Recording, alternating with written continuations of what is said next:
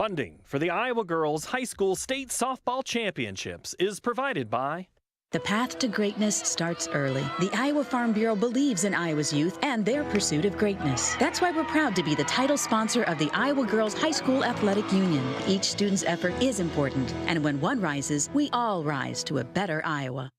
Fairway, along with Nabisco, Frito-Lay, and Sara Lee, is a proud sponsor of the Iowa Girls Sports Championships. We congratulate all the schools and student athletes participating in this year's Girls High School State Softball Championships. Fairway, proud to care for the places we work and live. By Musco Lighting, the sports lighting specialists, providing lighting systems for you, your project, and your community.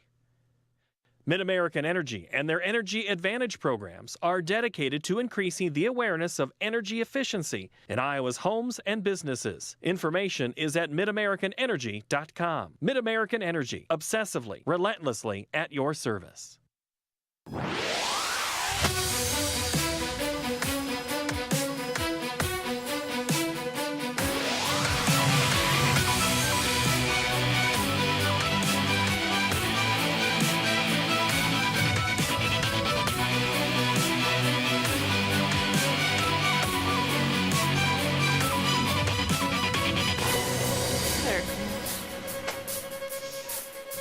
We crank up the competition to match the temperature increase since the rain has left Rogers Sports Complex here in Fort Dodge, Iowa.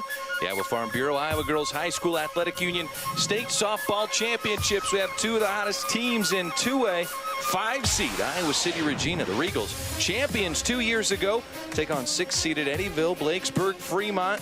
The Rockets looking for one more addition to the school record for wins in a season. Molly Parrott and Brad Wells once again. And Molly, both teams underdogs in their two games that they played earlier this week.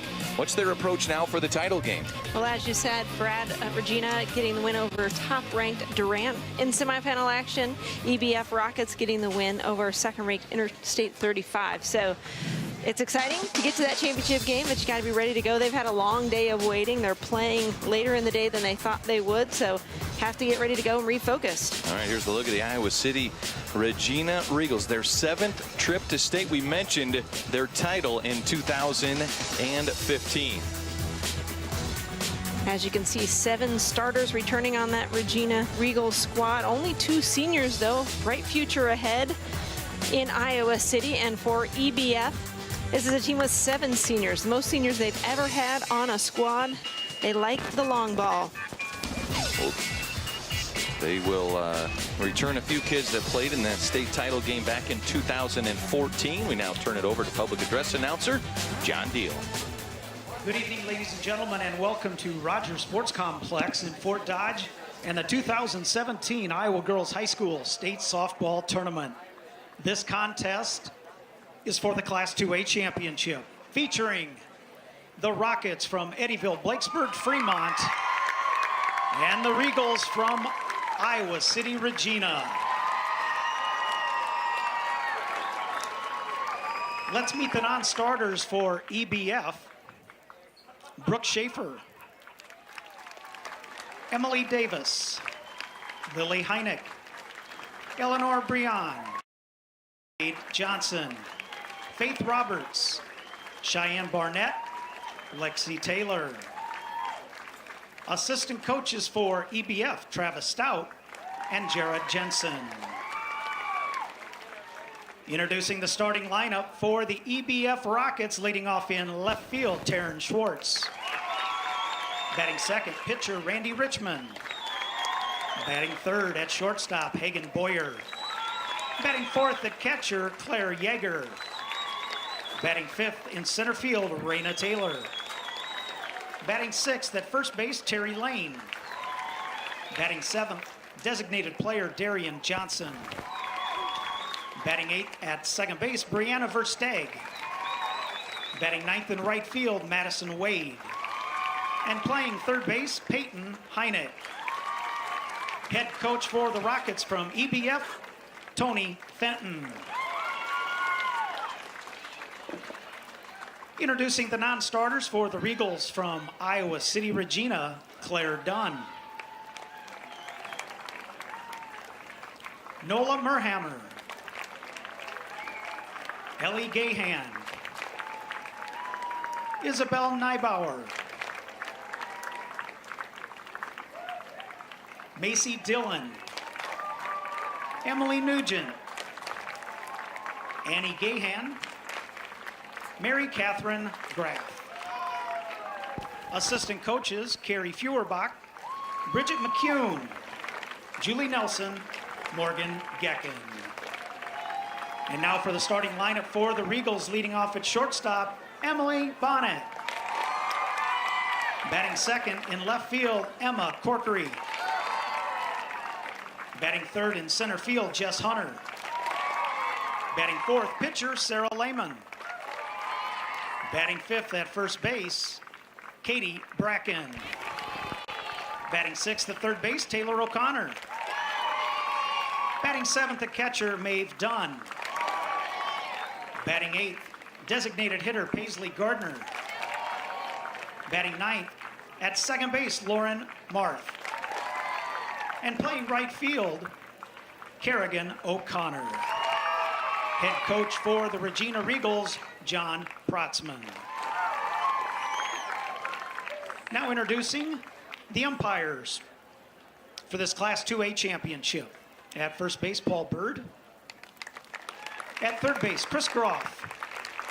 And behind the plate, calling the balls and strikes, Deb Richards.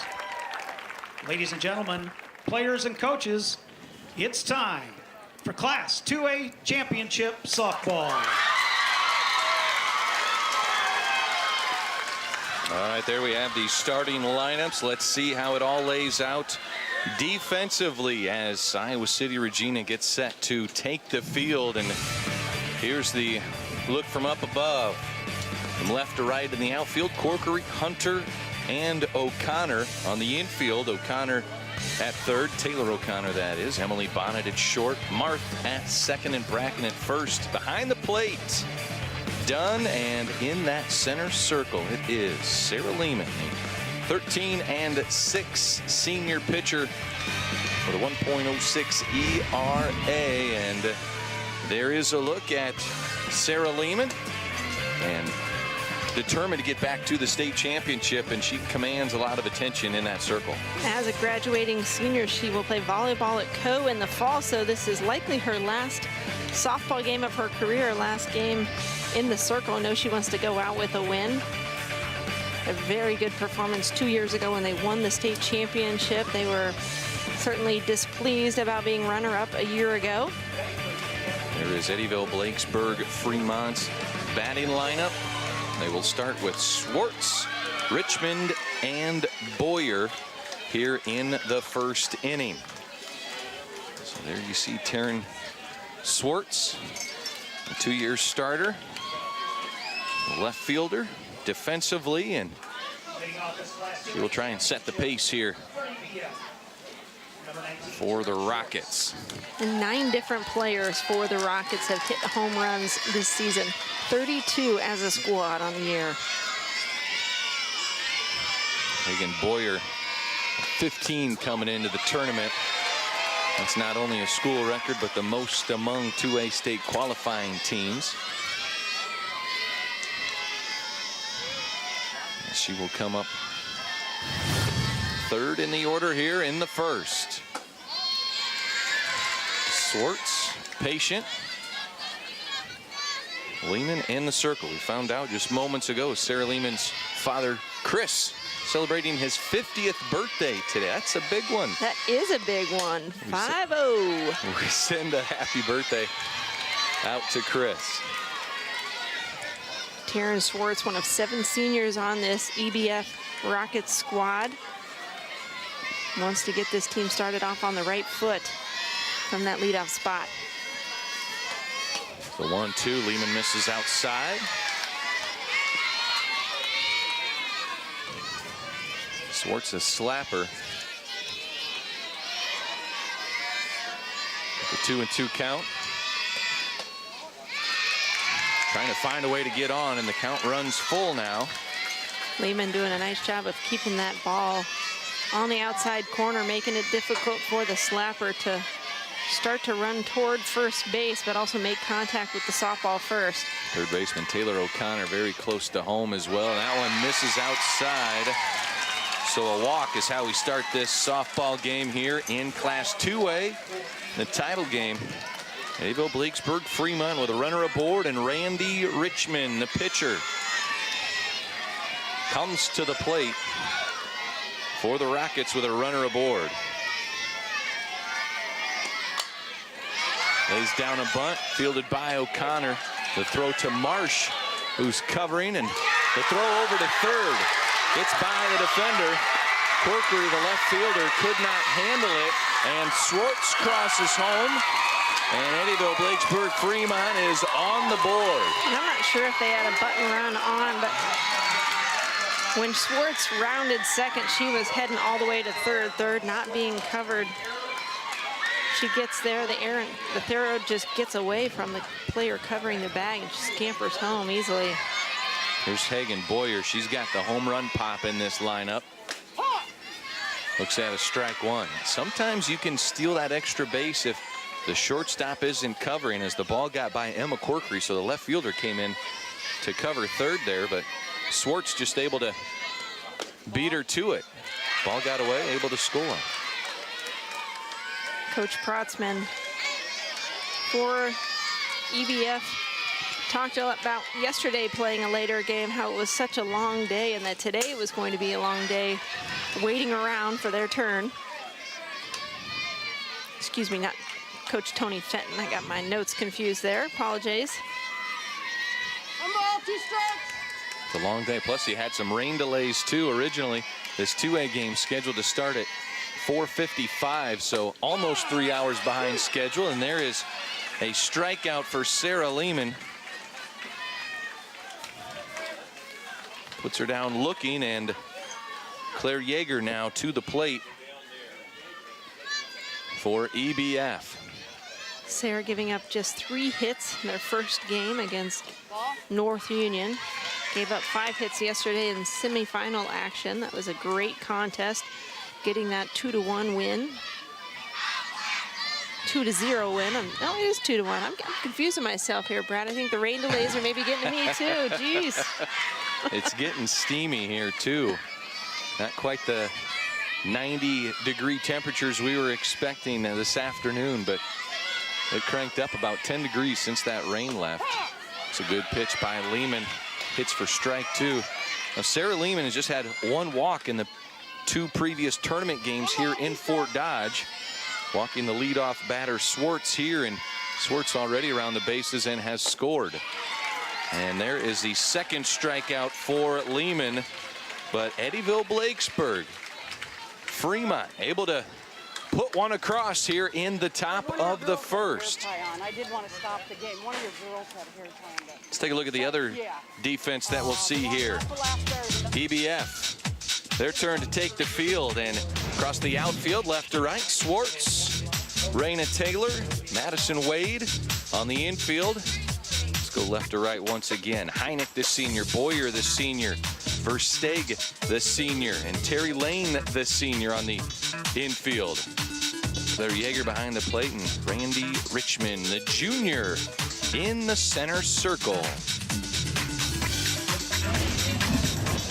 Randy Richmond talking to her after yesterday's game. She talked about it's an absolute dream to be pitching here in the state tournament, and sees her impressive statistics right there.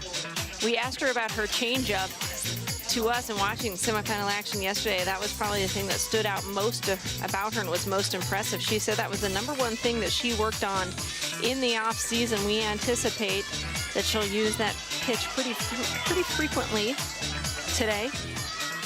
It was close to 10 different at-bats where the batter was just froze stiff on this changeup. She gave a lot of credit to her catcher, said she called a good game, tried to change up her speeds, use some movement. Grounder to Heineck, throws across the diamond, senior to senior, and 1 away here for the EBF defense. So Emily Bonnet grounds out. Emma Corkery, the left fielder, to the plate. Misses inside. Corkery, the other graduating senior, in addition to Lehman. And just a couple seniors for Iowa City. Regina.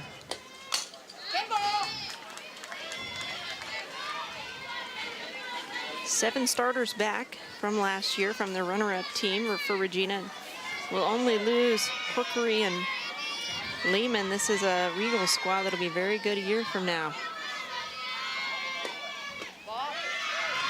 Richmond misses outside. Good patient at bat here by Emma Corkery. Corkery, a senior, 46 hits coming in. One of the best bats in the lineup. From a contact point. And Regina doesn't run the bases super aggressively. There's that changeup that hung way high. Corkery, though, grounds it right back to Richmond. And there's 2 away. Regina likes to be patient with their hits, kind of naturally move runners across the bases and only take extra bases when they're there. Yeah, we certainly don't expect them to steal a whole lot. Pretty conservative on the base pass, Coach Brotzman. He said you won't see them really run out of an inning because of being too aggressive on those base paths. This is Jess Hunter at the plate now, just a sophomore, but 39 hits on the year, 22 RBIs. It's 328 for an average. So the strike on the outside corner. When you look at these batting statistics for Iowa City Regina as a team, they hit .313, certainly respectable. Not the gaudy hitting statistics that you see from some of the other squads. I think that's largely due to the fact that they have played a lot of 4A, 5A schools. 8 of their losses on the year, 8 of their 11 losses coming to 5A competition, and another one to Davenport Assumption. So very, very good competition, certainly battle tested. But when you look at their numbers, you maybe on paper wouldn't be quite as impressed when you compare it to some of the other teams, but certainly have a very potent offense as well. Play that tough competition and come to the state championship game 29 and 11. Well, those 11 losses give you a lot of experience. And there is strike 3 on Hunter as Iowa City Regina goes 3 up, 3 down in the bottom of the first, and Eddyville-Blakesburg-Fremont a 1-0 lead after 1. So earlier this week, the Iowa Girls High School Athletic Union inducted a new class into the Softball Hall of Fame. Cindy Johnson pitched for Norwalk from 1974 to 1977, compiling 164 wins and was a first-team All-State selection in an era of one-class softball. Cindy would go on to pitch at Grandview for 4 seasons. Jenna Spratt Gattis was the Class 2A Player of the Year in 2003, hitting .532 for Clear Creek Amana's offensive juggernaut. She scored 271 runs in her 5-year varsity career and helped the Clippers clinch the 2002 state championship before a 4-year career at the University of Iowa. Jeree Carlson was a 3-time All-State selection from Sioux City East, recording more than 300 strikeouts in her sophomore, junior, and senior years. She continued her career at Morningside College and was an NCAA Division II All-American as a senior. Danny Stipe from Carroll Kemper Catholic owned a career batting average of .560, scoring 190 career runs with 187 career stolen bases. Her 287 career hits rank 7th on the national all-time list. A track star at the University of Northern Iowa, Danny became the first Iowa girl to be a Hall of Famer in track and field and now softball.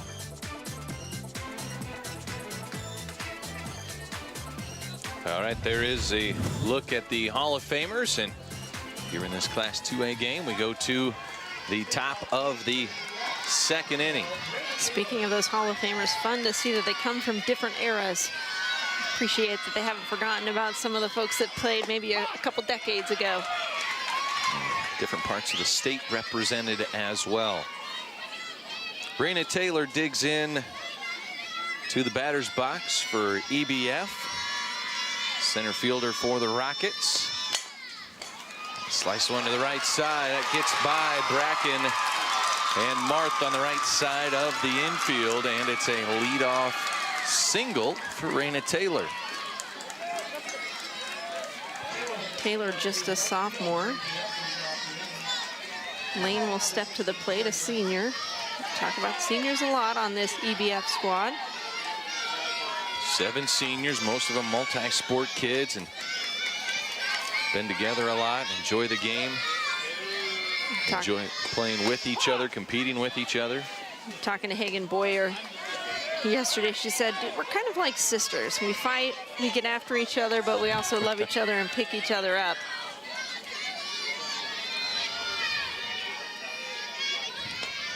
Terry Lane trying to lay one down.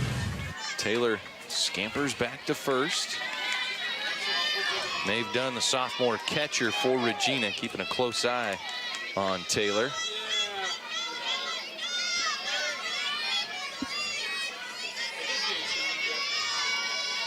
Here's the 0-2, and swinging through it is strike 3.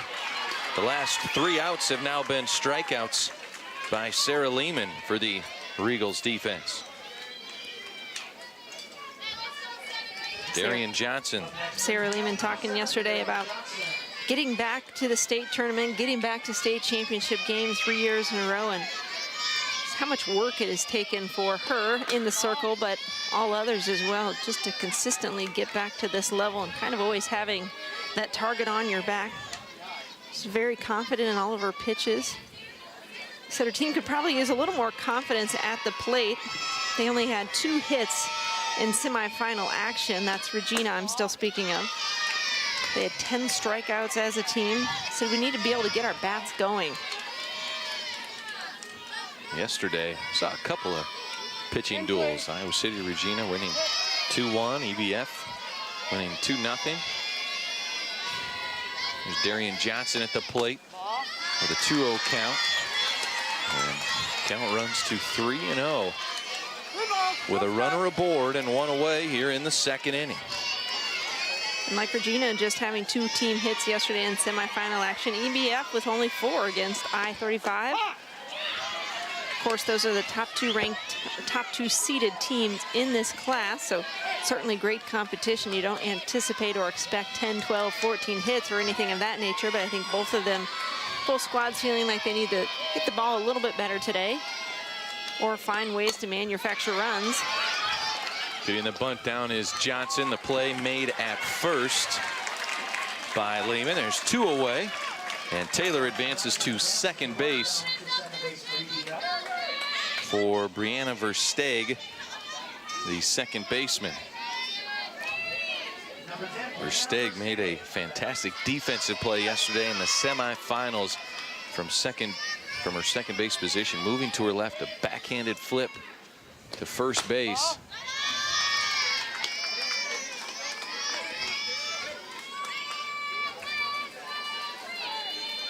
Big jump out on second base for Taylor. Well, this Rocket squad can and will steal a lot of bases.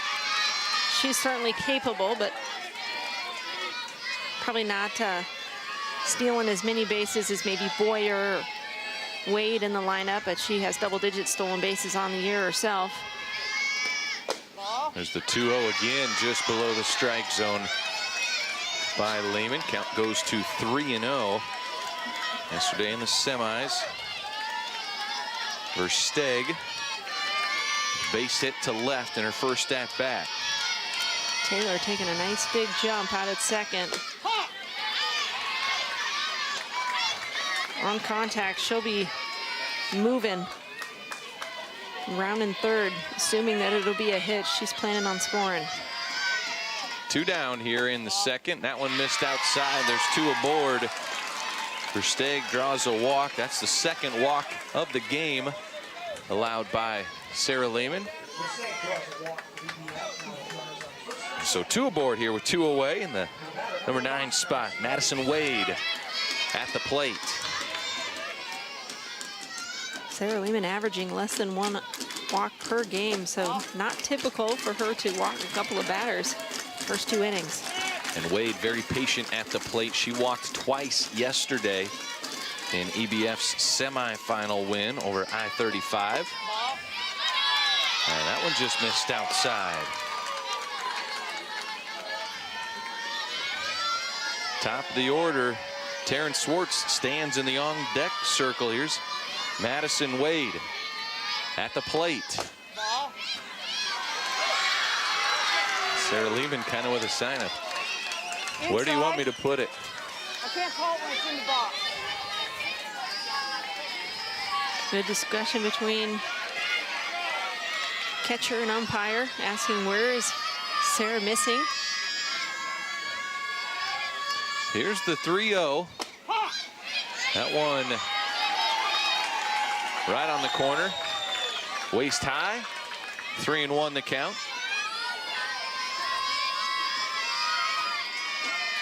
Madison Wade, her first year in the starting lineup. Swing and a miss. Count runs full.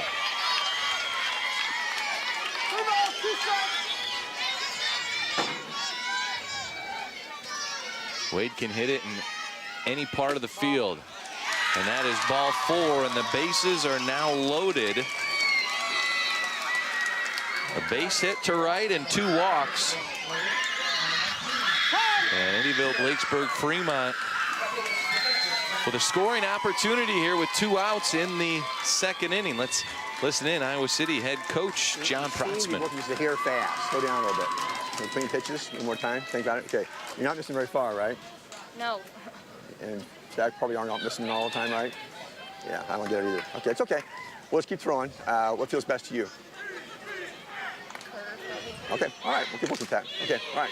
On the rise, you got to lean back, step a little bit. Okay, hurry up. Defense, go. 1, 2, 3. Defense, go. Coach Protzman in his 18th year of coaching, 11 here at Iowa City Regina. Has spent some years, taught for 34 years at HLV in Victor. He's coached boys basketball, girls basketball, softball. And back with the Iowa City Regina Regals and trying to calm down his defense and get his pitcher to just take a deep breath. Ask her to slow down a little bit. That's right. Coach Protzman moved to Iowa City when he retired from teaching. Somebody from the Regina system found out that there was this longtime coach in the area, and they tried to snag him for the gig. And they were looking for someone. He just couldn't stay away from coaching for too long. Really likes his pitcher, Sarah Lehman, too. Talked about how she's very determined. Yesterday in the semis, he said, I felt like her accuracy was up. Speed was maybe down a little bit, but... And there is foul away. 0-2 the count, still here with 2 outs. And important in this situation that Sarah doesn't get frustrated with how the balls and strikes are being called. She really wants to paint that inside and outside corners. Just might have to bring him in ever so slightly. The 0-2 to Schwartz. She swings through it, strike 3, and Lehman gets out of a jam here in the second inning as EBF strands 3. Holds on to their lead 1-0, unable to advance their lead. Let's take a look at now some of our keys to the game here, Molly, and we'll begin with the Iowa City Regina Regals. Well, we talked about it being important that there's no letdown in this game. Semifinal action, they beat top-seeded Durant, who is, by the way, a huge rival, bitter rivalry between those two programs. Important that they come back and aren't too high after that win, after getting that big win over a big rival, and really have to mimic the swagger of Sarah Lehman in the circle. She's kind of the steady Eddie for them, has a couple of uncharacteristic walks in this game. One did result in a run in that first game, but very confident player. She's certainly calming down in the circle, and I think she'll continue to just calm down as the game progresses. All right, let's flip the coin here. Eddyville-Blakesburg-Fremont. Keys for the Rockets. Well, you have to talk about the big sticks. This is a squad where many of them can knock it out of the park. 32 home runs as a squad, and for all of those 7 seniors, those are the young ladies who got you there. Certainly Randy Richmond, good look at her in the circle. She's just a junior, also a great leader for this squad, but seniors certainly want to go out on top. Sarah Lehman at the plate for Iowa City Regina. Randy Richmond, the junior, in the circle. Lehman's average, you see there, 420 with more than a handful of home runs. That's that changeup that can freeze a batter. Missed it inside.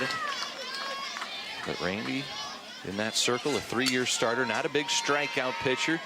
It was a rise ball, drop ball, curveball, screwball, changeup. And they say they usually find about 3 pitches that are working that day and then kind of stick with them.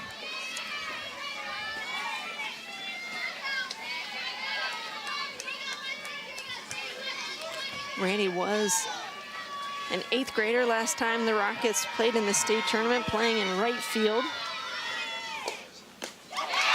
Shortstop Hagen Boyer played center field as a 9th grader on that team. So a few of these folks played and contributed to that squad that was at the state tournament in 2014. Randy now gets her 2nd strikeout of the game as Lehman goes down swinging. Katie Bracken at the plate.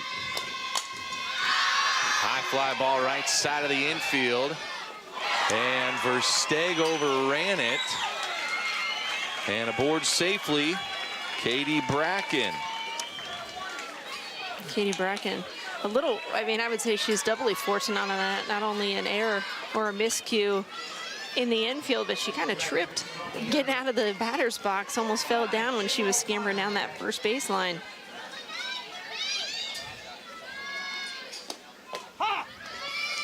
This is Taylor O'Connor now at the plate for Regina.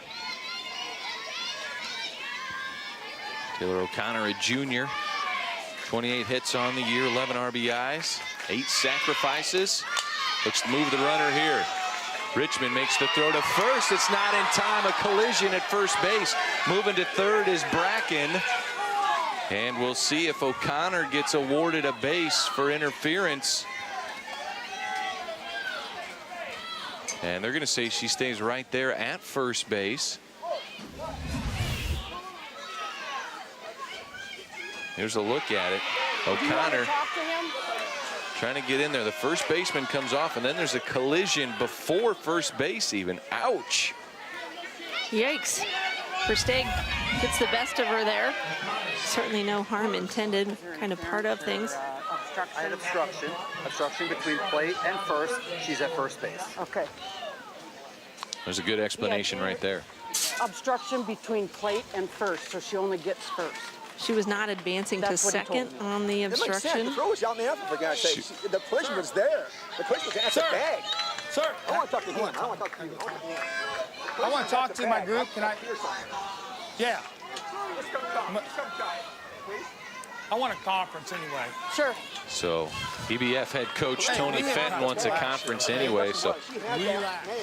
Relax. Let's throw the third on this, okay? Okay. Hey, make the play. Want the ball. Okay? That's all it is. Relax. Have fun. Yeah, he gave me a conference. Yeah, they both did.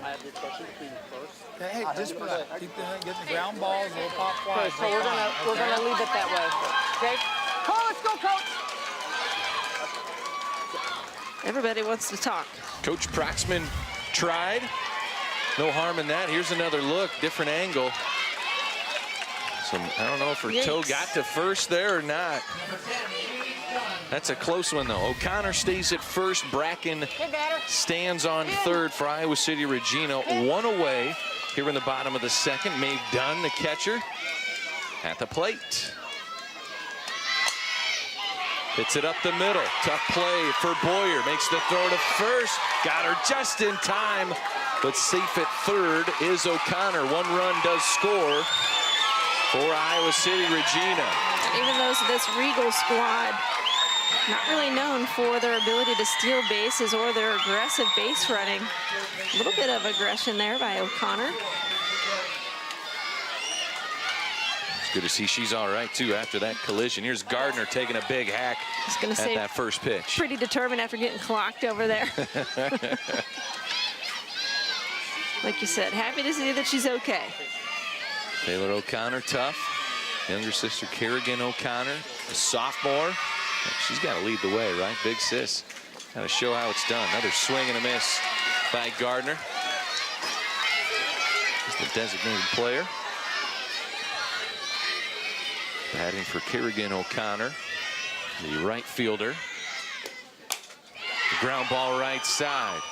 Nice scoop and flip. Versteeg to Lane.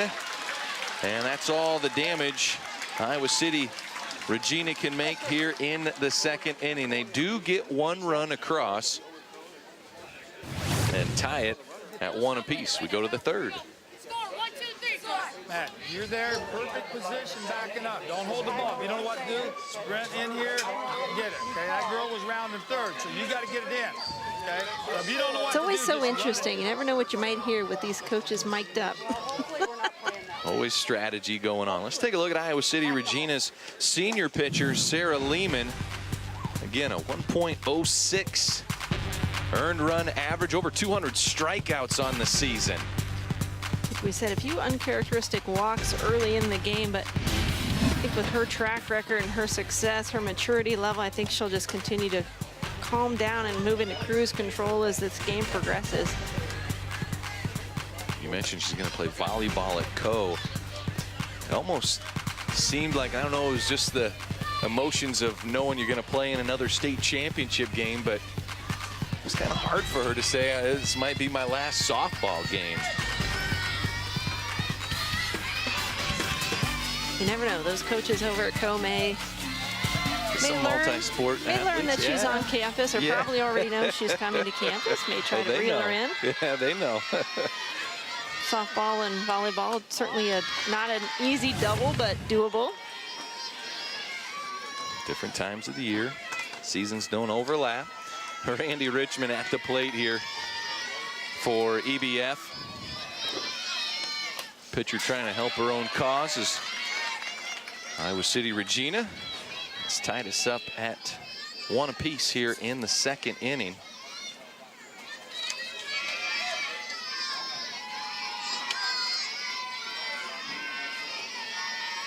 As we said, even though she's not one of those 7 seniors, Randy Richmond really a great leader for this squad. And how can you not be when you're in the circle?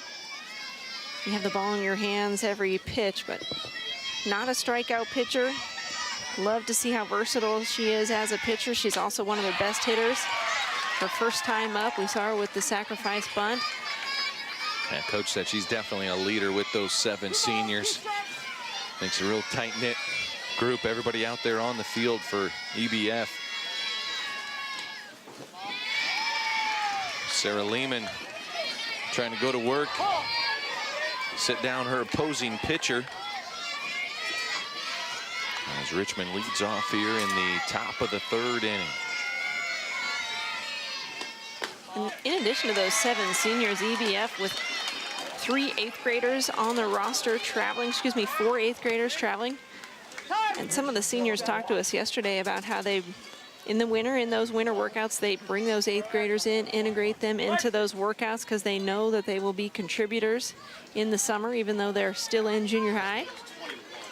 21, Lexi Taylor checks in to courtesy run for Richmond as Richmond reached safely the 4th walk of the game already by Sarah Lehman. So Hagen Boyer to the plate. Nobody out here for EBF. Leadoff runner aboard. Swing and a miss by Boyer. Boyer with 15 home runs on the season.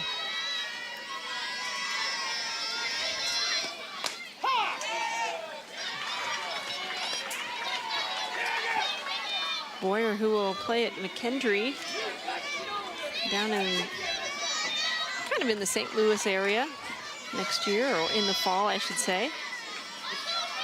She played some outfield earlier in her career, so she said for some travel ball and club ball, she said she kind of plays all over, so she's really just anticipating playing wherever they might need her. 5th strikeout for Sarah Lehman. Let's take another look as Boyer takes a big cut at it. Almost swings out of her helmet there. Lehman blows it past her, and there's 1 away here in the 3rd. Claire Yeager as on her way down to 2nd is Taylor. Taylor safely with the stolen base. Claire Yeager at the plate, an excellent student. Very high achieving, will attend University of Minnesota on an academic scholarship in the fall.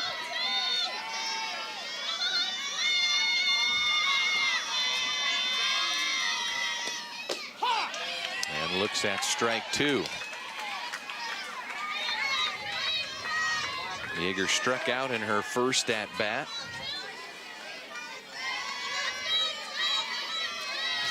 Had a good tournament though, 3 of 6 in Fort Dodge. Swing and a miss. Strike 3. That's 2 Ks here in the third for Lehman, as Sarah Lehman starting to get warmed up.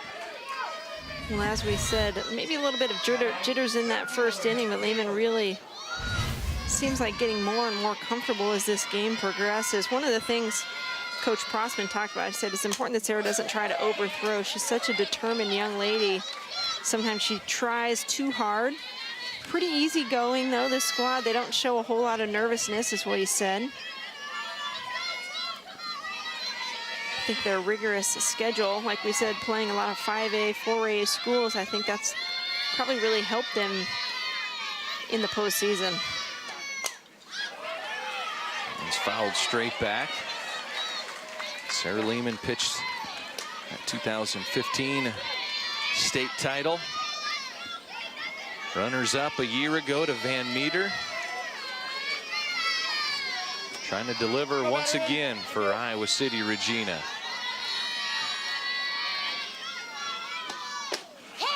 And there's a called strike 3. So 3 strikeouts here in the third inning for the senior Sarah Lehman for Iowa City Regina. And EBF blanked in the third inning. So we showed you Sarah Lehman in slow motion right before her 3 Ks. There's the Eddyville-Blakesburg-Fremont pitcher, Randy Richmond, the junior. Throws a little junk out there, doesn't she, Molly? Yeah, she does. And they do have another pitcher on the squad, sophomore Raina Taylor, who started 15 games, so you do have that nice backup option if you should need it. Certainly expect Randy to go the distance, but in the event that you would need a backup, Raina Taylor is a suitable option. She plays center field. Randy Richmond kind of fought through a little bit of a injury issue this year, had a strain in her throwing arm, and said that was coach said that was kind of a rough spot for the team. And through that rough spot, said the girls called a team meeting. They got together, talked about goals, how things were going, and came to the conclusion they were putting too much pressure on themselves to getting back to the state tournament. There's a rip into center field by Marth. Nice play in center by Raina Taylor, the sophomore for the Rockets. Just a sophomore, but she's already a 3-year starter, starting since she was in 8th grade.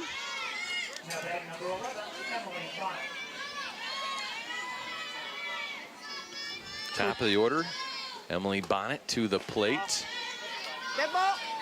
And it hit Bonnet in the foot, so she'll trot down on the hit by pitch. Hit her on foot. Hit her on foot. Got her with the changeup. That one doesn't hurt as much either. Probably not. She takes a lot off of that changeup.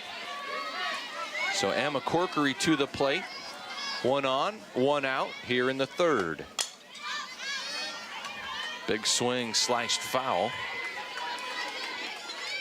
Corkery, a ground out in her first at bat. She's planning to attend the University of Iowa in the fall. Won't be playing softball. Interested in being a teacher. Plans to study elementary ed. Throw down to first, and the throw was well ahead of Bonnet getting back, but the tag was late. Nice snap throw by Claire Yeager, the senior behind the plate. You've got 4 seniors on the infield, a senior behind the plate. They're on the same page. And that is strike 3 on Corkery. She goes down for strike 3. That's the 3rd strikeout of the game. Second out here in the third. So to the plate, Jess Hunter struck out in her first at bat.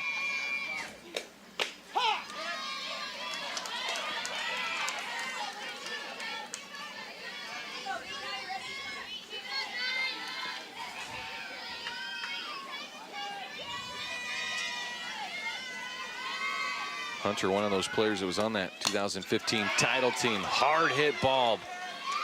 Nice play at short by Boyer, and the throw over to first in time. So one on, but no damage done by the Iowa City Regina Regals. As we go to the fourth inning, 1-1. We are all knotted up.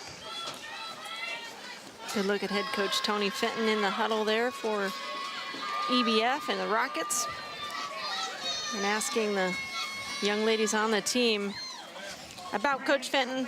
And he's a great guy. He's our computers guy. So we asked Coach Fenton about that a little bit. I'm going to be joined here in just a second with Iowa City Regina head coach John Protzman as he gets all wired in. Coach, Sarah Lehman in the circle looks pretty good so far. What are you seeing? First couple of innings, she's working a little fast, and her timing's not that great. Walking out and told her to slow down a little bit, get control of yourself. She's a little bit wild, anxious, just a set of nerves like everybody else has this time of year, this kind of game. But, you know, she's doing her job. We keep hitting the ball. We're going to be okay. Just going to take some time, I think. You see any nerves from your kids at the plate, or are they doing okay for you there? A couple of them, yeah. I think a couple kids surprised me. I thought might be nervous, and they haven't been. A couple other kids, so I thought would be okay, are showing little signs of jitters here. But that's, you know, that's to be expected. If you aren't scared, something like this, or a little bit nervous, something like this, maybe you don't have much of an emotion, part of your body or something. I don't know. Absolutely. Hey, thanks a lot for joining us, Coach. You bet. Iowa City Regina Regals head coach John Protzman. Been 18 years of coaching. Now 11th season here with Iowa City Regina. A little interaction between the head coaches there as Coach Protzman heads back to the dugout, and Coach Fenton's over there in his third baseline, getting ready to coach. As we were saying about Coach Fenton, he does the IT operations in that school district. He said there was some sort of power outage down earlier in the week. He said he was getting all sorts of phone calls, but they're staying up here all week long over at Iowa Central. He said somebody's going to have to either handle it or wait till I get back in town. I'm occupied. Yeah, it's like they will remain without power until I get back. This is Terry Lane at the plate, the Rockets' first baseman. It's that ball two. Coach Fenton, also girls basketball coach at EBF, so many of these ladies also play on the basketball team, play other sports as well, so they spend quite a bit of time with him. Lehman finds a strike zone there against Lane. Lane struck out in her first at-bat. That was in the second inning.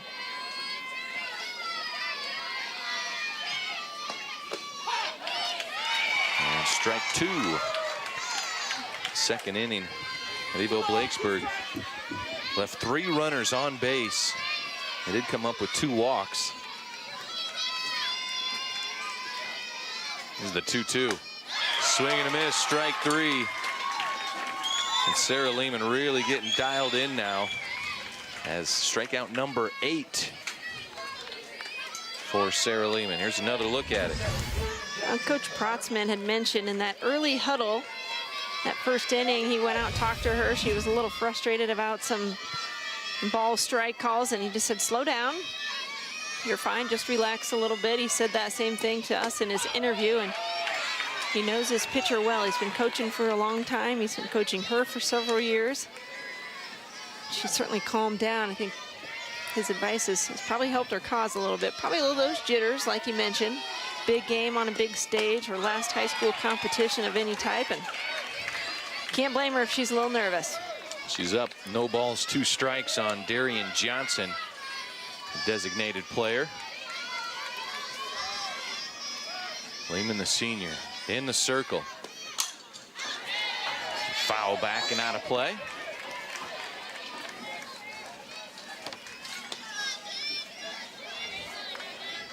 Johnson, a 2-year starter for the Rockets. A pull hitter. She gets a hold of one. She's looking to go left field. Lehman misses on the changeup. 1 ball, 2 strikes.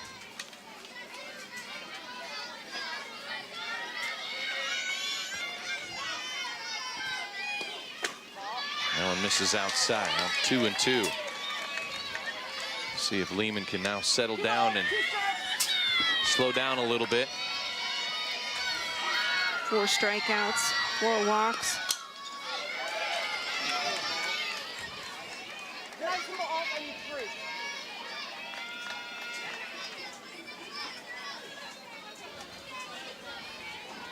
There's a look at Darian Johnson, the DP, the sacrifice back in that second inning. Started moving runners over and shoot a couple of walks, but EBF left the bases loaded in that second inning. Johnson trying to find a way to get aboard here as Lehman racking up her strikeout total. There's a fly ball left side of the infield, and the shortstop Bonnet calls off the left fielder Corkery and takes it herself. Bonnet played on the infield on that 2015 title team. 3rd base that year.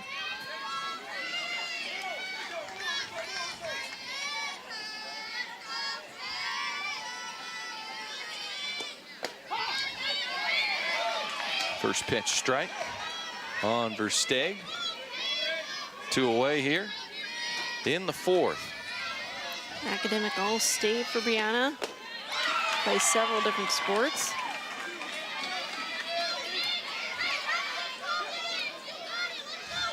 She's tall for a softball player. Probably a volleyball and basketball player as well. And looks at strike 3. Sarah Lehman now with 9 strikeouts through 4 innings of work. And really getting the Regals to lock it down defensively. We'll be right back here to the Class 2A state championship game. It's a beautiful day in this neighborhood. We are the curious. Wow! The adventurous. Oh! Those venturing out for the first time. And those who've never lost our sense of wonder. Whoa. You sing this? We are the hungry. The strong. I must be the greatest. The joyful. A happy little cloud. We believe there is always more we can uncover. More we can explore. We believe in the capacity for goodness. And the potential for greatness. The torch has been passed to a new generation of Americans. TBS. TBS. TBS.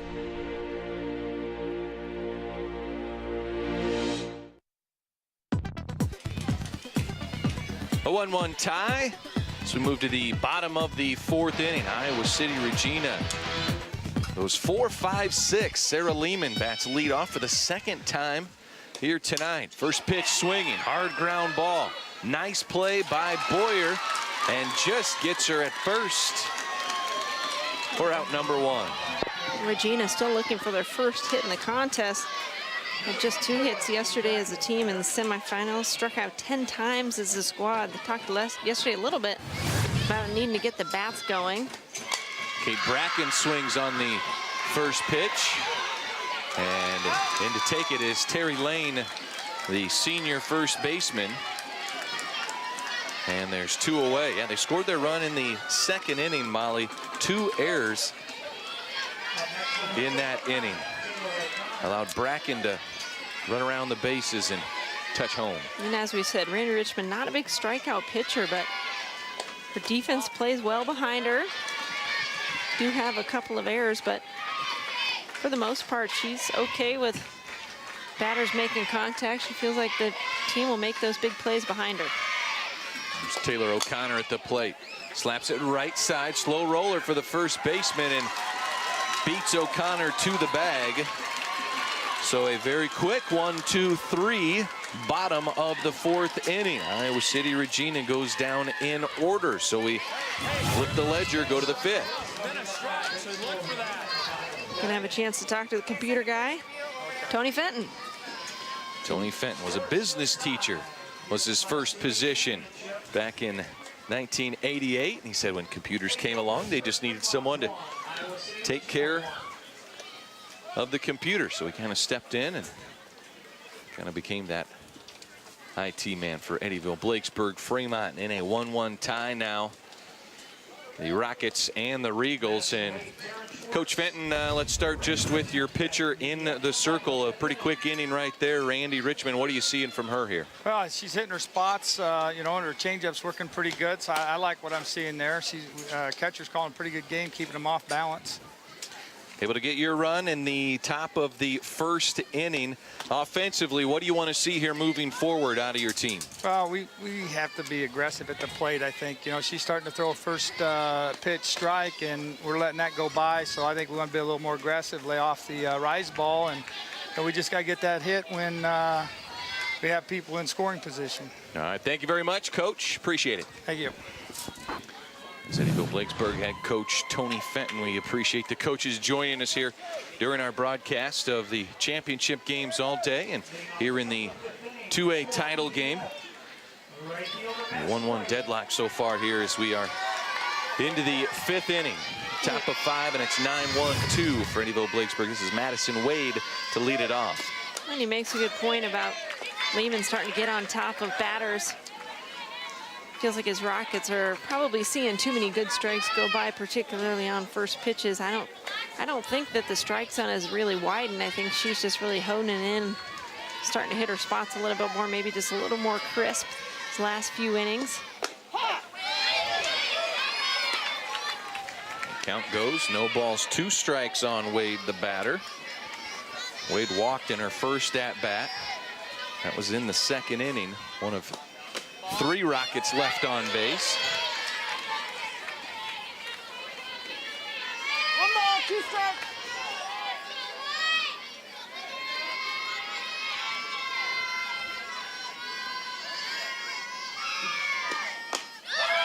Sarah Lehman, strikeout number 10, puts Wade down swinging. There's 1 away here in the 5th. We've talked about this a little bit with the Rockets of EBF and Iowa City Regina. A lot of multi-sport athletes for the Regals as well. Several of the young ladies on this team played on Regina's state qualifying basketball and basketball and soccer teams. Certainly those high-pressure, bright light situations haven't hurt them at all once they get to the bright lights of Fort Dodge, Iowa. Certainly their experience here has prepared them well for the 2017 trip. For Iowa City Regina, Molly, 7 of the last 8 outs have come from Sarah Lehman's strikeouts. She has really just dialed it in. Struck out 3 in a row back in the 3rd. 2 of the 3 outs in the 4th. Swing and a miss for strike 2 on Swartz, the leadoff batter. Scored the Rockets' only run of the game back in the 1st inning.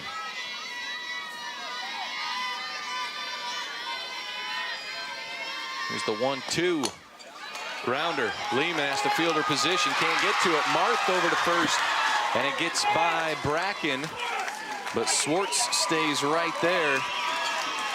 Likely an infield hit for Swartz. She really got down the line in a hurry. She's had a good state tournament, 4 of 8 coming into tonight's contest. Randy Richmond now at the plate. Lehman just unable to get to that slow roller. And Marth not enough time. And another first pitch strike from Sarah Lehman. Keep our eyes on Swartz over at first base. 2nd best base stealer on the squad.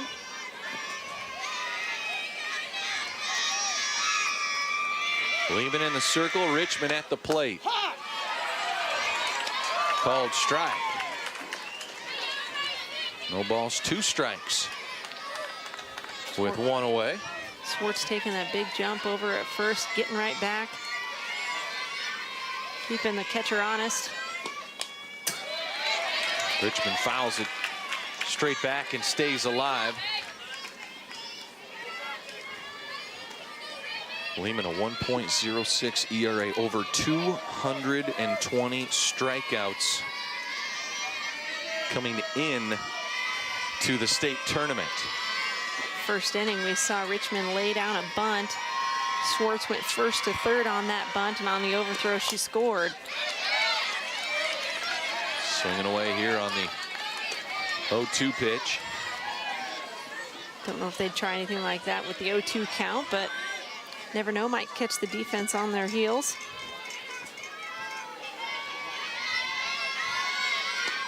Another 0-2. This one is strike 3. Strikeout number 11 for Sarah Lehman. The senior is cruising here in the 2A title game. Hagen Boyer to the plate. It's now her 33rd strikeout in the state tournament. Fouled straight back by Boyer. A good healthy cut on that one. Hagen Boyer, a lot of home run hitting potential, hitting .464 coming into the state tournament. Struck out her last time up. She's taking some big swings up there. Strike 2, trying to open it up a little bit. And Lehman's just keeps sending that rise ball higher and higher. See if she can get Boyer to go for it again. Strike 3. 12 strikeouts now for Sarah Lehman as Richmond, Boyer, and Wade all go down on strikes. They all go down swinging. And Sarah Lehman, the senior, is shutting down the Rockets. Just mowing them down these last several innings. We'll be right back with more of our 2A title game.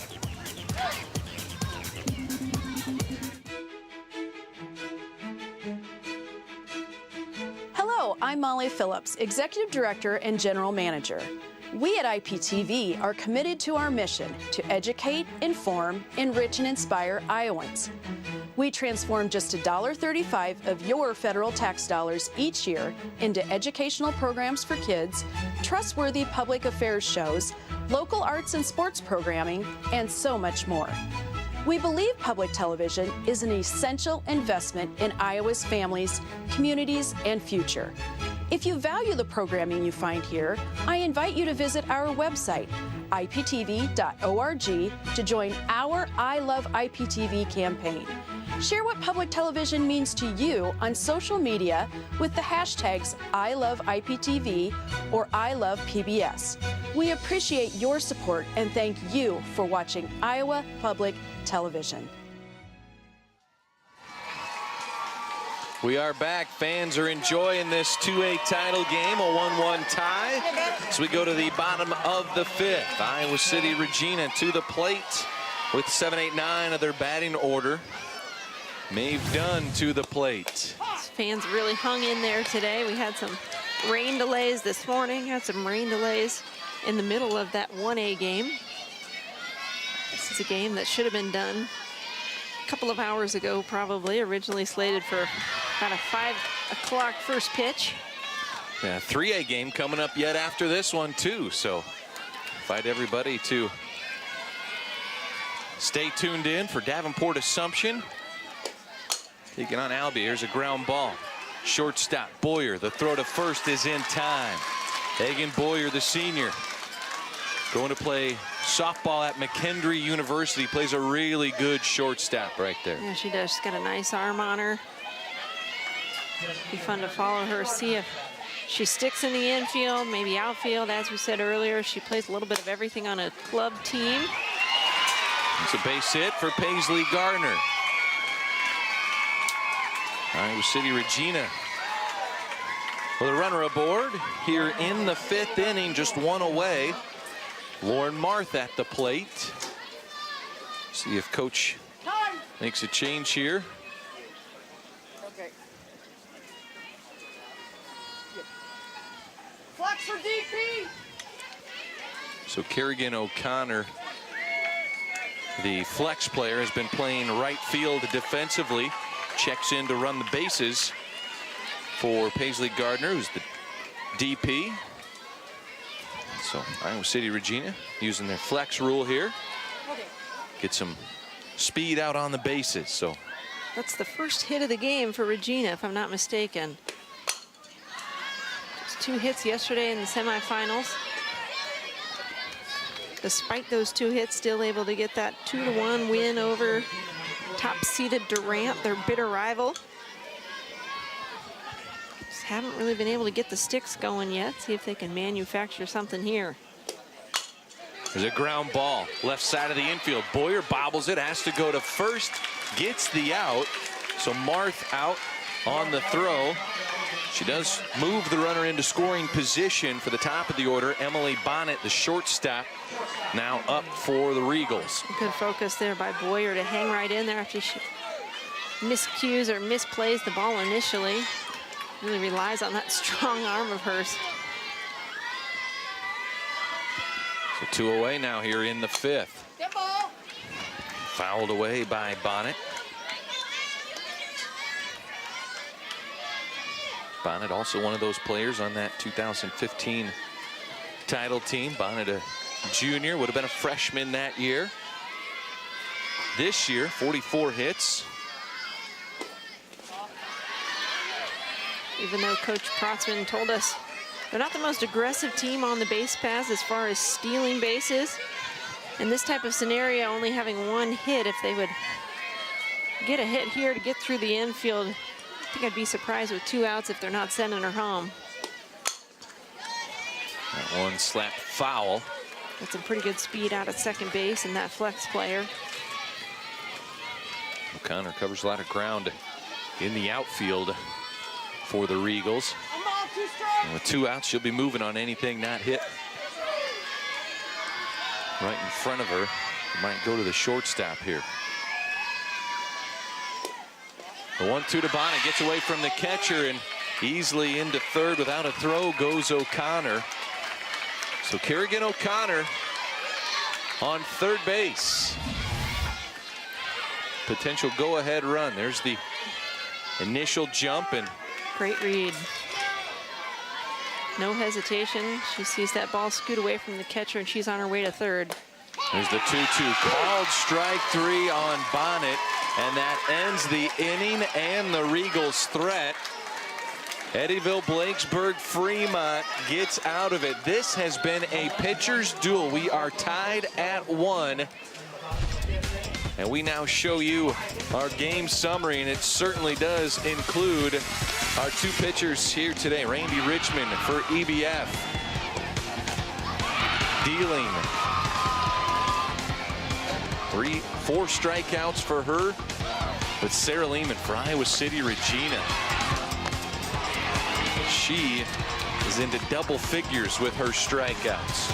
And just the 3 hits total for these 2 squads. 3 hits, 3 errors. These teams combined for. Pretty quick pace in this game. Haven't had too many base runners. 12 strikeouts for Sarah Lehman. Has just allowed 2 hits. And the inning that EBF scored their run did not have a hit. It was a walk. Ground out. Ran the bases. Scored off an error.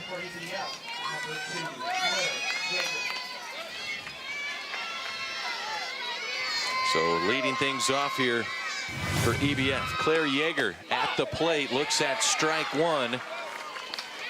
And Molly, that first pitch strike is something Sarah Lehman has really locked in on the last 4 pitches, but we see it a lot too with Randy Richmond on both sides, really. Well, and Coach Fenton for EBF talked about how his players are probably seeing too many good first pitches go by. A lot of times that's the best pitch that you'll see if the pitcher really wants to get on top of the count. She's doing an excellent job. Lehman on top on this count. Here's the 0-2, misses up high.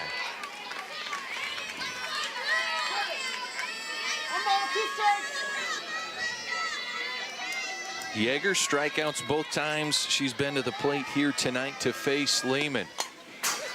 Fouls that one straight back. In a game like this, tied contest could come down to one swing of the bat, and Eddyville-Blakesburg-Fremont, 9 different players in the lineup, combining for 32 home runs on the season.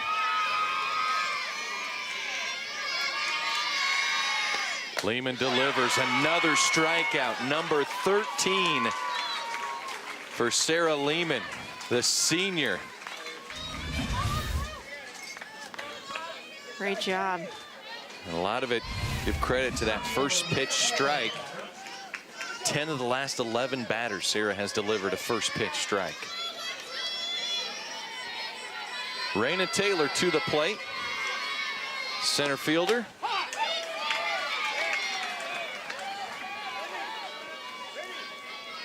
Maeve Dunn really managing her pitcher well from the catching position for Regina. Probably talking to her a little bit in the dugout after that first inning. Fly ball, giving chase is Bracken, the first baseman, and it's out of play. So now no balls, 2 strikes, as Lehman adds another tally to her first pitch strike batters. I don't know if she'll be able to keep that souvenir over there. I think they're probably going to ask her to throw it back in. Changeup cranked into left field by Taylor. And EBF with a base runner aboard. Taylor does just a great job of waiting on that changeup. It hangs just a little bit. Hoping to get her to freeze, but how about that? Sitting on it. And just driving it into left field. So now it's Terry Lane's opportunity. 2 strikeouts in her previous at-bats. Another first pitch strike. Now 12 of the last 13 batters. I mean, Lexi Taylor at the plate here.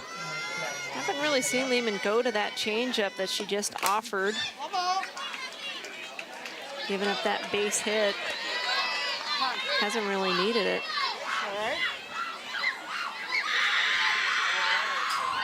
Catcher Dunn hangs in there. Okay, just worried. Yep.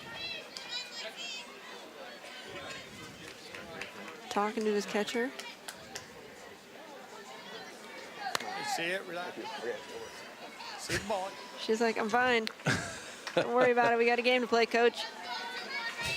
I got this mask on. Making sure she can see all right. She take one off the face mask, or we're checking her vision, so safety first. Yeah, absolutely. Even when there's a state title on the line. Here's the 0-2. That one gets away from Dunn, and down to second base goes Taylor. So now runner in scoring position with just 1 out. Lexi Taylor at the plate. Raina Taylor down at second.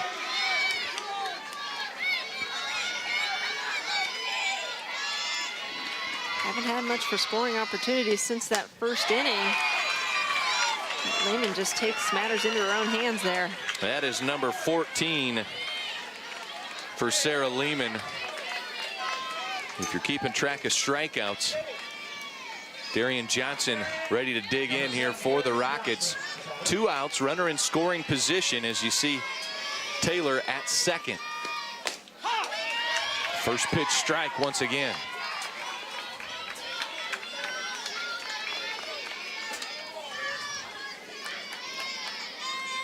Darian Johnson, a ground out and a fly out in her first 2 at-bats. She's been making contact. Fouls this one straight back. No balls, 2 strikes now on Johnson. It doesn't even seem like too many players for EBF have really been fouled off that many pitches. Lehman's just been so sharp these last several innings. A lot of hard, big swings and a lot of misses. Fly ball right side of the infield. Bracken, the first baseman, takes it and ends the inning. That ends the threat by EBF here in the 6th inning. And we'll be right back. Bottom of coming up. Playing outside can be full of action, creativity, and exploration. On the next episode of the Kids Clubhouse, we'll get up and head out to discover some of the awesome activities we can do outdoors. Here we go. We'll play games, breathe in the fresh air, and take a good look around us as we have lots of fun outside. Join in the adventures with us on the next Kids Clubhouse. Watch it Friday, Saturday, or Sunday on Iowa Public Television.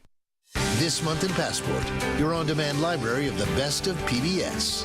American Epic is more than a music documentary. It's about music that's had such an incredible impact on so many people. We are all fighting in our own way. All the foods that drive people crazy sends pleasure signals to our brain, making them irresistible. These and other shows are available on Passport. Become a member of this PBS station, sign in, and start streaming today. Bottom of the 6th, as there you see a run by EBF in the 1st, a run by Iowa City Regina in the 2nd, and zeros for the last 3.5. First pitch swinging, Emma Corkery. It's caught by Versteeg at second base, and there's one away. This pitcher's making quick work of the batters. Good look at the senior. Brianna Versteeg. Mentioned it when she was at the plate, but made a phenomenal backhanded flip to first as she was moving to her left in the semifinal game. Richmond misses outside to Jess Hunter, the center fielder. Grounded out in her last at-bat. Struck out back in the 1st. That one's fouled back. Big healthy swings by all the batters here the last couple of innings, Molly. Oh, absolutely. Hunter at the plate here.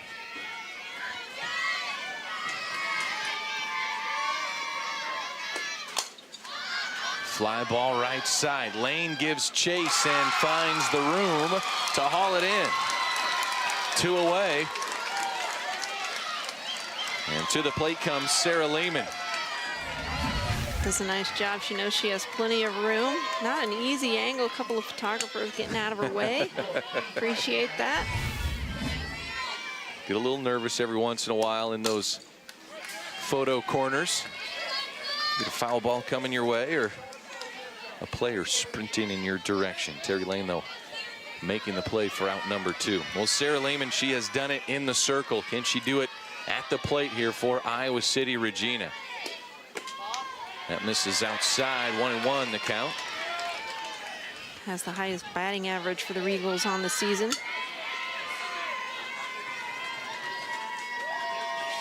Six home runs, leads the team.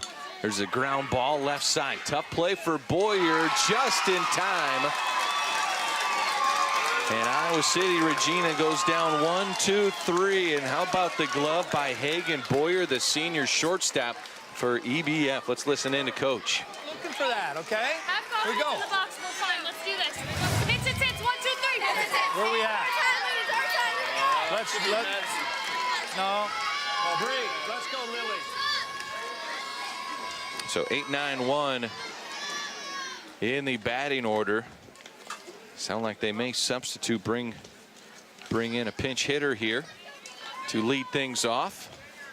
Sarah Lehman back to the circle here, top of the 7th inning. Iowa City Regina wins over North Union and Durant. Eddyville-Blakesburg-Fremont topping Waterloo, Columbus, and I-35. Did you anticipate such a pitcher's duel tonight, Brad? You know, I didn't see it coming, actually. I knew both teams had kids that could come out here and deal, but I didn't quite think we'd have a 1-1 score going into the 7th. Both teams swung the bats pretty well. Low-scoring games yesterday, but we're putting some hits together. So Lily Heineck's going to come to the plate for Eddyville-Blakesburg, just an 8th grader. And she comes in to lead off the 7th inning.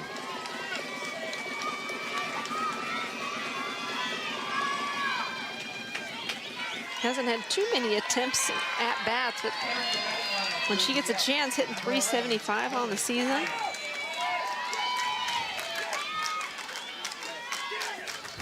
Pretty big stage against a pretty good pitcher here. See what the 8th grader's made of. Sarah Lehman misses up high. There's Heinrich's season average, .375. Sarah Lehman in the circle, has 14 strikeouts today. Evens the count at 1-1. 14 of 18 outs, strikeouts, pretty good night. Heinrich swings through strike 2.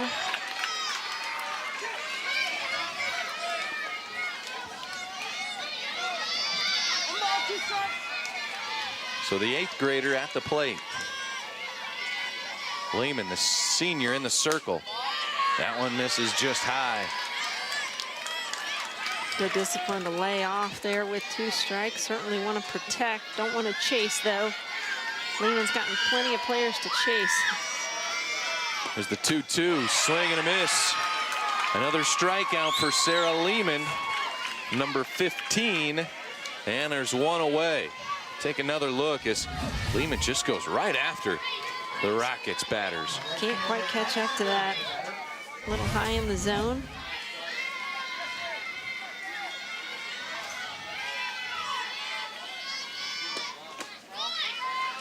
This is up high to Madison Wade, the right fielder. Wade on the season, a .269 hitter, 15 stolen bases, has some speed. And the Regals defense ready for a potential bunt. Lehman's pitch misses outside. 2-0 the count now. She wants to go outside of this left-handed hitter. We've seen her do that in the past to these lefties. Wants to keep them honest, keep them in the box. Wade walked back in the 2nd inning. Looked to lay one down. It goes foul. Back behind Dunn, the catcher.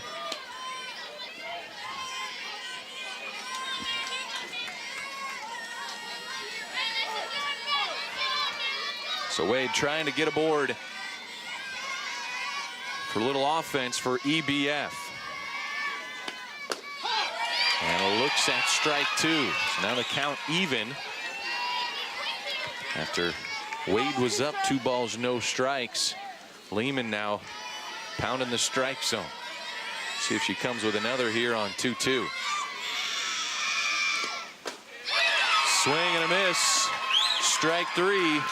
Number 16 for Lehman. Again, just can't quite catch up to that. A little high in the zone. She chases. Get a good look at it here. That's a ball. Looks good coming in, though. It's a nice, big, fat, juicy meatball. A lot of head shaking, a little frustration going on in that EBF dugout. That one slapped foul. It's Taryn Swartz. I like that Swartz goes after that first pitch, though. Rockets have probably seen a few too many good pitches go by on that first offering. Taryn Swartz scored the team's only run back in the 1st inning. Leadoff batter in this EBF lineup. Trying to start a 2-out rally. Lehman and the Regals. There's a slap into center field. Jess Hunter was in the left center gap. Swartz around second, going for third. And she's in safely. And a 2-out triple for Taryn Swartz. She was humming on those base paths. Center fielder shaded to the left, enabling it to fall in that gap and go for 3 bases. Not even a tag applied. Great job. Taylor O'Connor unable to make the catch. So Taryn Swartz A spark here with 2 outs in the 7th inning. Randy Richmond at the plate for EBF. One inside. Catcher Dunn's got to be locked in here, keep everything in front. Haven't seen too many pass balls or wild pitches out of Lehman. Got to really hang tough back there.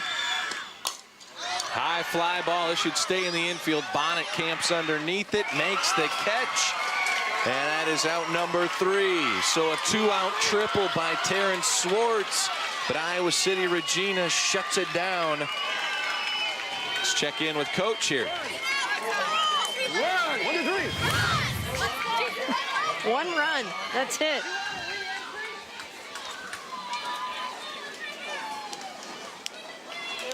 That's all it takes here in the 7th inning. 1 run and go home. Iowa City Regina with the 5, 6, and 7 batters coming up. Katie Bracken, Taylor O'Connor, and Maeve Dunn. Your first 3 scheduled batters here.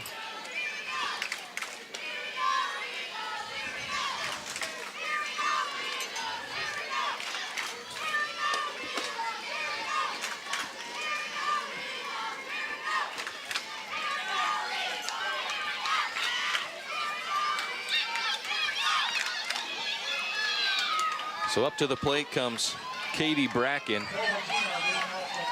Bracken, a pinch hitter back on that 2015 state championship team. So Iowa City Regina, champs in 2015, 2016, runners up to Van Meter. And Randy Richmond into the pitcher's circles. Through 50 pitches through the first 6 innings. Pretty efficient. Did have a 4-pitch 4th inning. Efficient, just still giving up that 1 hit. Bracken 3 of 5 in the first 2 games of this tournament.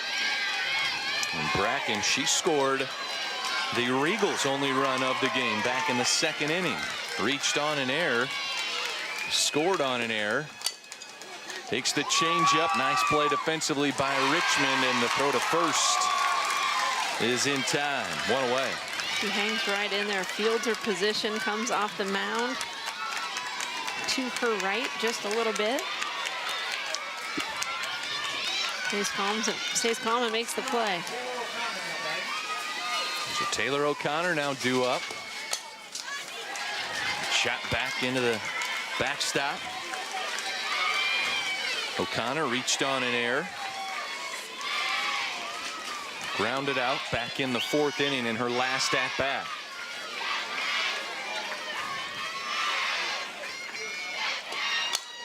There's a slap into center field. Taylor comes in and makes the play. Raina Taylor, the sophomore, picking that ball up easily. And that brings Maeve Dunn to the plate here with 2 away. Dunn handling the catching duties for Sarah Lehman. She's done a nice job back there, calling a good game. Just a sophomore, 22 hits on the season, 9 RBIs, hits .324 for an average. It's the 0-1 grounder. Boyer been so solid. The throw to first, scooped. It was Terry Lane, the senior, dug it out of the dirt, and we are going extras. Free softball. Couple-hour rain delays earlier today. How about extra innings here? We'll be right back. 8th inning when we return to Fort Dodge.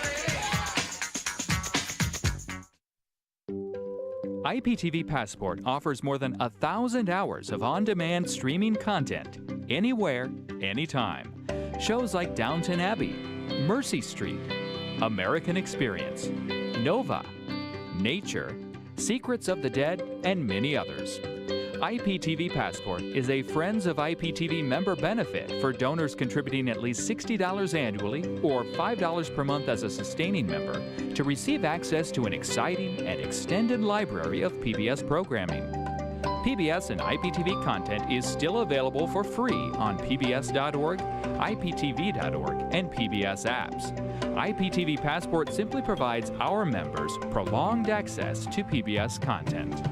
Visit iptv.org or call 800-728-2828 to activate your IPTV Passport today.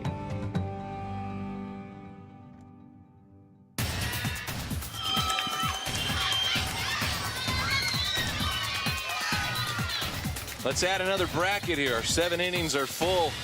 1 run apiece for EBF and Iowa City Regina. Top of the 8. CBF has 3, 4, 5 in their batting order. Hagen Boyer, the hard-swinging shortstop, set to play at McKendree University in Illinois. She'll play softball. 56 RBI. She'll lead it off. There is Sarah Lehman for Iowa City Regina. It is a Class 3A state tournament record, or excuse me, Class 2A state tournament record, 16 strikeouts in a game. That's where she's at right now. Trusty stat guy, Chris Andriga, doing the dirty work for us here. Don't be thinking that Brad looked up those things on his own. Not at all, not at all. It's also our 12th extra inning game in championship softball history as far as games played in the summertime. We are part of history. Part of history, number 12. Boyer at the plate. Lehman delivers the 1-1. Swing and a miss. 1-2 the count. She gets a hold of it, it's going. That's my prediction. Having a little trouble catching up. Lehman catching her off guard. And there is strikeout number 17 on a really good batter. Boyer set the school record for home runs in a season and a career. 15 this year. She will play college softball, but Lehman is in a zone today. Really keeping these Rocket batters off balance. Slap into right field. And an amazing play, actually, by Kerrigan O'Connor to, one, scoop it cleanly, but then make a pretty good throw to first and make it a close play. But in there safely is Yeager.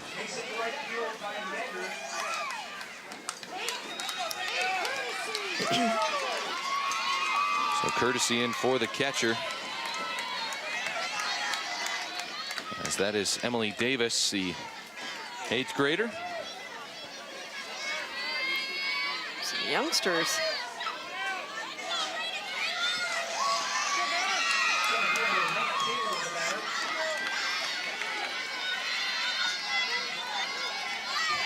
So Raina Taylor now digs in. Looks at strike one.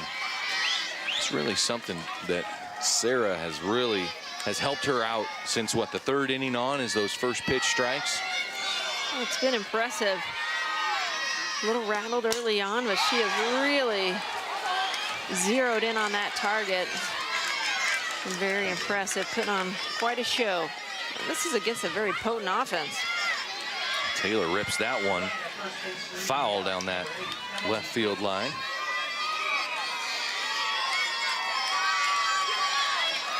Lehman in the circle. Her father, Chris, an athlete himself, celebrating his 50th birthday here today. Lehman trying to deliver a birthday present in the form of some hardware.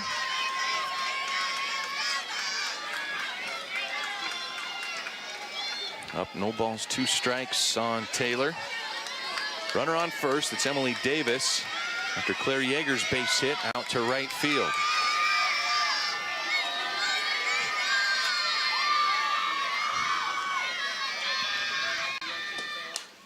Taylor fouls another one back. Taylor hanging in there, just getting under it. 0-2 count. See if Lehman maybe tries to keep the ball out of the zone with a runner on first. Don't want to give her anything too close. Looks at one up high. Raina Taylor patient at the plate. Just a sophomore, but a 3-year starter for Eddyville-Blakesburg-Fremont. See if Lehman maybe tries to make her chase it out of the zone.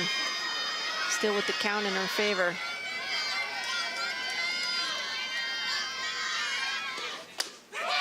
Called strike 3.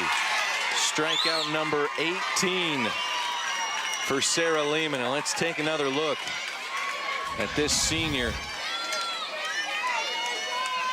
think Taylor was maybe expecting it out of the zone with that 1-2 count. Lehman goes right at her. So Terry Lane to bat here in the 8th inning. Swing and a miss. Struck out in her first 2 at-bats. Was replaced by Lexi Taylor in the 6th inning. Tends to pull the ball to the left. Excuse me, the right, hitting from the left. Did she swing? Check swing. She held it. So 1 ball, 1 strike.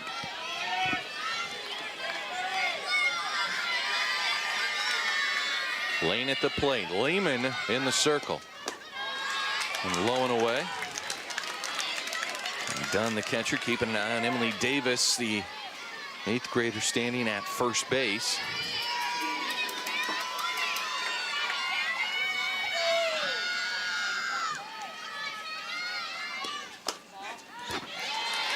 Lane looks at ball 3. So now Lehman behind in the count for the first time in quite a while. See if Lane gets something to hit here. She does, and she rips it foul. And yikes. Quick reflexes by the camera operators once again. I'm not certain that didn't hit something. Might have hit the camera. Hit the camera. Better the camera than the camera operator, that's for sure. Especially a screamer like that. A good rip by Terry Lane. With Sarah Lehman in the circle, she's like, nah, that's just a hard strike. And she went on the swing. And that is strikeout number 19 now for Sarah Lehman, striking out all 3. Let's check in with Iowa City head coach John Protzman. Not back the pitcher. Got that? Sacrifice down there. Let's go. Hit to the 3. Let's go! Bottom of the 8th we go. A 1-1 tie. Iowa City Regina. Same strategy, right? Score a run and head home. Score a run and go home. Go get some dinner. For EBF, continue what you've been doing the last 5 innings. Bring them up and sit them down. And if this game continues and progresses into additional extra innings, at some point do either of these coaches think about bringing in a second pitcher? I'm guessing no. With a game of this magnitude, I cannot see the bullpen from where we're sitting. I'm guessing that's not something they're considering even at all. But you never know. You get into double-digit innings, it's a lot of pitches. Think about Iowa City Regina, Sarah Lehman, 19 strikeouts. And for Randy Richmond, she has not allowed a base runner since the 5th inning. 8-9-1 for the Regals due up. This is Paisley Gardner, the DP, at the plate.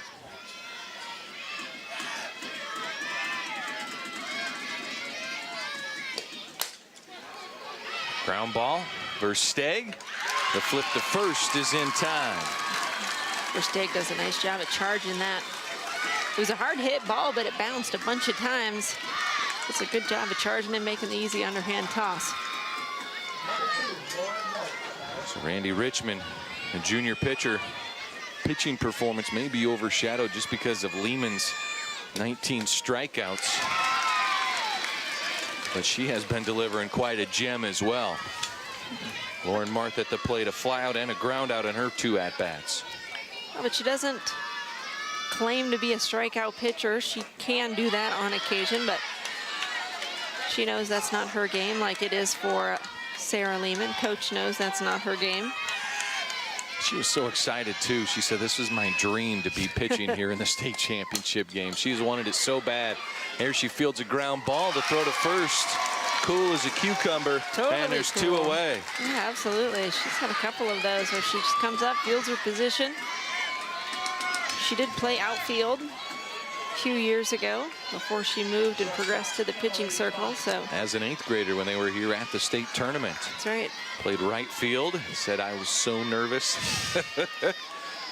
She doesn't show it here tonight if she's nervous. Here's a ground ball left side. Tough play for Boyer, and she's got time to get Bennett once again.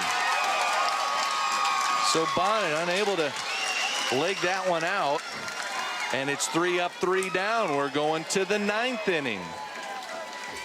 We'll be right back, 9th inning, when we return.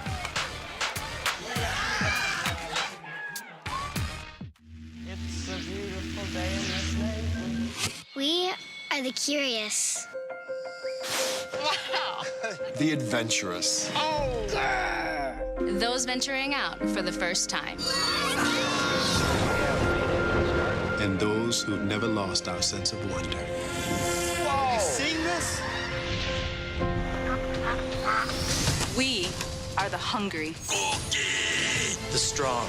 I must be the greatest. The joyful. A happy little cloud. We believe there is always more we can uncover. More we can explore. We believed in the capacity for goodness. And the potential for greatness. The torch has been passed to a new generation of Americans. PBS. PBS. PBS.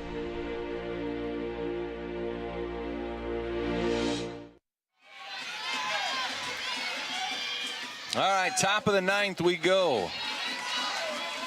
Still a 1-1 ball game, as we have been tied since the bottom of the 2nd inning. Zeros across the board through the 3rd, 4th, 5th, 6th, 7th, and now 8th inning. And Darian Johnson to lead things off here for Eddyville-Blakesburg-Fremont, the Rockets. Looking for a state championship. Iowa City Regina, winners 2 years ago, looking for another state championship. Sarah Lehman, though, has been dealing in the circle. There you see the senior, 19 Ks in the game. Darian Johnson, it's ahead in the count, 2 balls and a strike, a ground out and 2 flyouts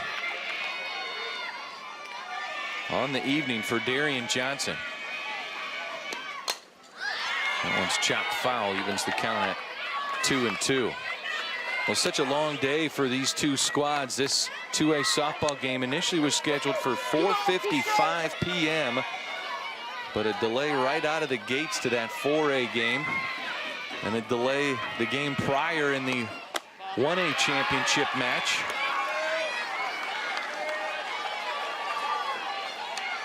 Before Key High captured another title.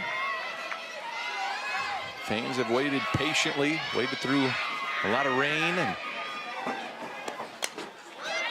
it's now 76 degrees, kind of that sticky, hot, late July Iowa weather, and both these teams now trying to grind it out and push a run across. And Johnson battling here. Fouls another one back in this leadoff spot for EBF. So this is the 6th championship game to reach 9 innings. Iowa Girls High School Athletic Union history, the 12th extra inning game overall, but just the 6th to go 9. Johnson fouls another one back.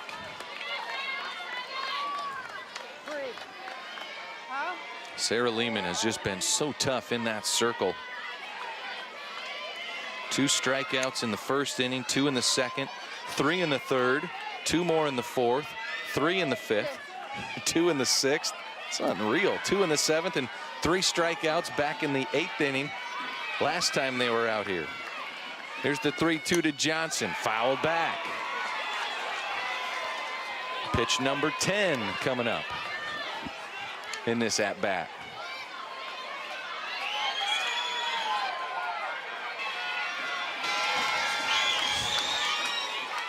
There's the 3-2 once again, and again, this is fouled back. Sophomore Johnson did a really nice job of hanging in here. You have to wonder at what point do the Rockets start to maybe figure out Lehman a little bit, or as the game progresses, does she at some point get a little bit tired? That's a great at-bat for Johnson. Really hung in there, fought off several pitches. Just missed inside. And so to the plate, Brianna Versteeg re-entering after Lily Heineck batted for her in the 7th inning. And comes up with nobody out, runner aboard, and looks to move her over. Lehman up to field it. The throw to first is in time. And checking on the runner Johnson at second is Versteeg, the second baseman. Check that, excuse me, that's Mark, the second baseman, make the snap throw. I like that throwing behind the runner. Smart to do against the Rockets. They're potent on the bases. They have almost 100 more stolen bases on the year than Iowa City Regina, coming into the state tournament 117 to just 23 for Iowa City Regina. Contrasting styles for sure. And interesting that the Rockets steal as many bases as they do and they hit as many home runs. Pretty potent offensively. There's the pitch to Wade, and catching it in foul territory and doubling off the runner. No tag needed. Wow. That is a heck of a play by the catcher. Let's take another look at that play. Maeve Dunn behind the plate. Just a sophomore, folks. Wow. What a reaction. And then the awareness. Yes, the presence of mind to get up and gun her down at 2. Man, if that's not a momentum shift, I don't know what is. Her mom's hugging up in the stands. That must have been her mom who was getting a hug. Psyched. What a defensive play by Iowa City Regina, trying to hold a little momentum here in the 9th inning. Use a little bit of that energy now going into the bottom of the 9th. EBF with a runner aboard, nobody out. Got her down to second base with just 1 out, but the double play. So 2, 3, 4 due up now for the Regals. It'll be Emma Corkery, Jess Hunter, and Sarah Lehman to the plate here in the bottom of the 9th. Tied 1-1. Can they take that momentum in the heart of their lineup? Finish it off. Randy Richmond, the junior, in the circle. This is slapped down the right field line, and that's down for a base hit. A little Texas leaguer. That's just the second hit of the game that Randy has given up. Emma Corkery is aboard. So that's the potential game-winning run for Iowa City Regina, standing at first. Jess Hunter digs in, 0 for 3. A strikeout, a ground out, and a fly out in her last at-bat, and trying to move Corkery into scoring position. Good piece of pitching by Richmond, throwing that ball up in the zone, fully expecting a sacrifice. Got to sacrifice yourself here. Keep that bat at the top of the zone. Bend your knees. Forget about running to first base and get your teammate to second. And now unable to get it down on the first 2 pitches, has a 0-2 count. We'll see if coach has Hunter try and lay one down with the 0-2 counter, if she gets the green light here to try and move Corkery over the old-fashioned way. And she does so with the hit into center field. Taylor quickly to the ball, but it's Corkery down to second base. Clutch piece of hitting after she missed out on a couple of opportunities to advance the runner. That's a great job. Probably too good of a pitch to be thrown in that situation. And both coaches are going to huddle with their players. Eddyville-Blakesburg head coach Tony Fenton out in the center circle. Yeah, go cover 2, okay? You listen to her, we'll get that lead runner if we can, okay? Hey, let's go, we're fine, we'll get it. This is where we get confident, okay? Our defense is Let's go. excellent. Let's go right now. Let's go. Perfection on 3, 1, 2, 3, perfection. Let's go. You hear Hagen Boyer, the senior shortstop, say, hey, this is where we get confident. We got this. Here's that last hit by Hunter right up the middle that moved Corkery down to second base. And back to your point about Hagen Boyer, that's a senior, that's a leader. That's someone who's started for a long time. Last game of her high school career, says this is when we get confident. 7 seniors out there for Eddyville-Blakesburg-Fremont. 4 on the infield dirt, 5 if you count the catcher Yeager behind the plate. Sarah Lehman, though, 19 strikeouts defensively. See if she can get it done at the plate. There's a hard ground ball, fair ball for the third baseman. They do get the lead runner. And so Corkery is out at third for out number 1 here in the 9th inning. So you have Emma Corkery to the dugout. Jess Hunter to second. Sarah Lehman is at first. And this is Bracken at the plate. That's a good heads-up play there by your senior Terry Lane over at the hot corner. Touching her bag, get that lead runner.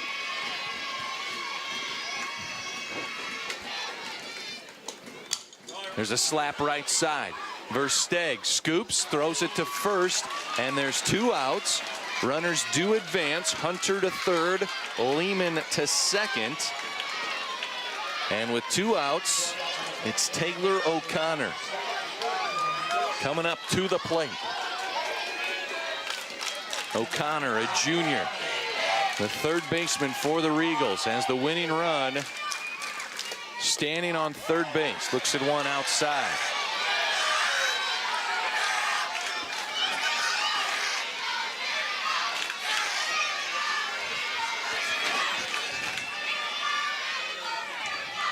Here's the pitch to O'Connor. Ground ball, left side. The throw goes to first, and it is in time. We will play 10 here this evening before we decide the 2A title. The senior Terry Lane with a couple of clutch defensive plays with the pressure on. That's when having 7 seniors certainly helps. All right, we'll be right back. 10th inning when we return. Animal parents around the world all want the same thing: to successfully raise their young. But their strategies for doing that are very different. Discover how these animals fight for their children's survival and the many ways mothers and fathers in the wild risk everything. It's the extraordinary science behind Animal Super Parents. Sunday afternoon at 3:30.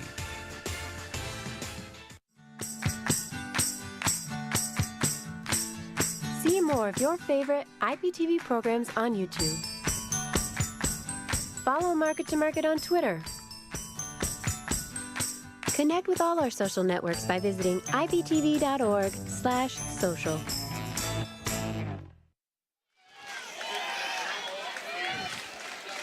One. Top of the 10th we go. Eddyville-Blakesburg-Fremont and Iowa City Regina battling it out for the 2A title here in Fort Dodge. This beautiful Rogers Sports Complex. The Iowa Girls High School Athletic Union State Softball Championships. Folks, one more game to be played here this evening as well after this one. Don't you go anywhere. Don't you go anywhere. We'll decide it here in this 2A title. And for Class 3A, Davenport Assumption, Albia will be battling it out later this evening yet.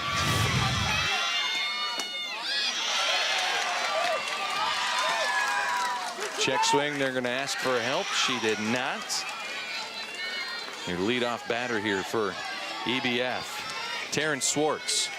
She's had a nice game. really got things going for the Rockets in that first inning. Has a triple. Walked, scored a run, has a triple and a base hit. She's 2 for 3.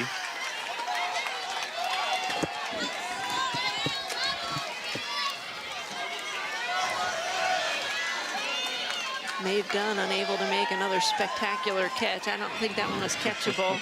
Up against the fence there. Nobody faults her. 1-1 is the count. She had that spectacular play just an inning ago. There's a slap to the left side. Nice play. And a good enough throw by Taylor O'Connor. Over to Katie Bracken.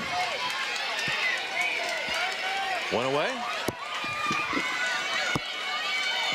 To the plate, Randy Richmond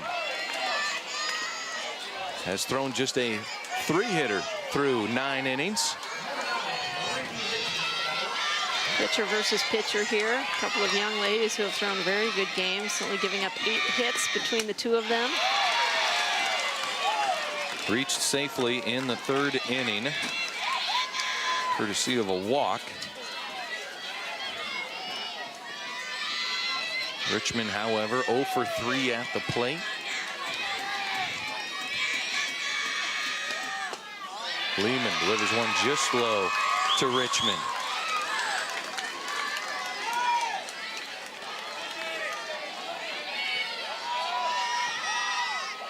So 2 balls, no strikes.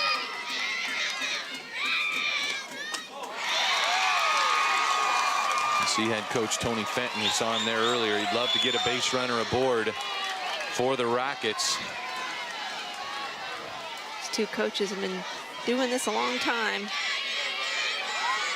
Spending a lot of summers out on the diamond. Richmond looks at ball 4. So she's aboard for the 2nd time, courtesy of a walk. And Lexi Taylor. See who we have for a runner here. Brooke Schaefer, an 8th grader. You see the ball, okay? You're putting too much pressure on it. She comes out to run the bases for the Rockets. And to the plate comes Hagen Boyer. Head coach John Crossman calling a conference here with his infield. Same time, head coach Tony Fenton for the Rockets. Puts his arm around his star player, Hagen Boyer, and says, you're putting too much pressure on yourself. Just make contact here. She's taking some big cuts up there. Maybe shorten up that swing a little bit. You don't need a home run at this point. 4 strikeouts here tonight on Boyer. Lehman's got 19 of them now on the night, but Boyer in the 3 spot has been taking healthy swings all night. See if she shortens it up a little bit here with a runner aboard. Fouled off her leg. And at this point, even though you're the visitors, you still got to just be thinking 1 run. Just score. Because that might be enough. We have not had a run scored since the bottom of the 2nd inning. Certainly 2 or 3 is great, but can't be getting greedy in this situation. And earlier at bats, Hagen probably would have swung at that pitch. Doing a better job here. Being patient, being a little more disciplined, making sure those pitches are in the zone. That's Brooke Schaefer on first base. This is Boyer in the box. Fly ball, left field. Corkery underneath it and makes the catch out in left. Emma Corkery, the senior, on the all-tournament team a year ago here at the state tournament. And there's 2 away.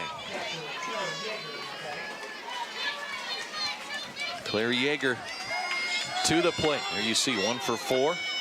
The last at bat, a single in the 8th inning. Fouled straight back, right towards the plexiglass. Lehman just going right at Yeager with that first pitch. Raina Taylor in the on-deck circle should we get there. That one's up high, 1-1. Taylor with a couple of base hits here tonight. Two away here in the top of the 10th. Swing and a miss. Strike two.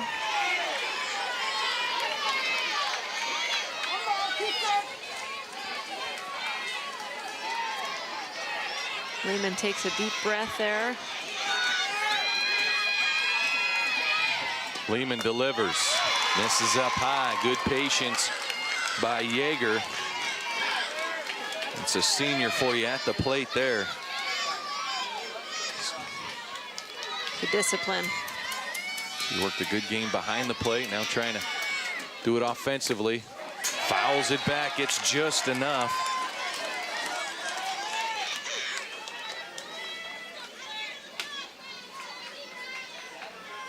So another 2-2 pitch coming from Sarah Lehman, the senior.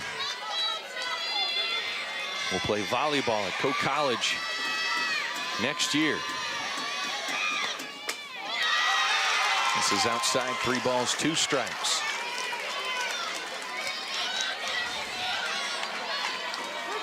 Rockets with a bunch of stolen bases on the year, like we've said. I don't know that we anticipate that with the courtesy runner.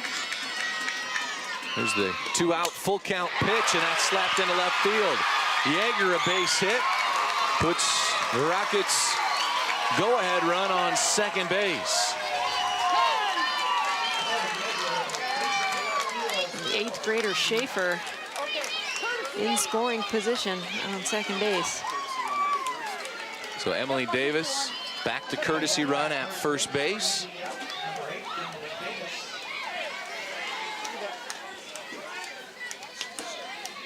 She ran back in the 8th inning. And to the plate, Raina Taylor. She's got 2 of the 6 base hits for Eddyville-Blakesburg-Fremont here this evening.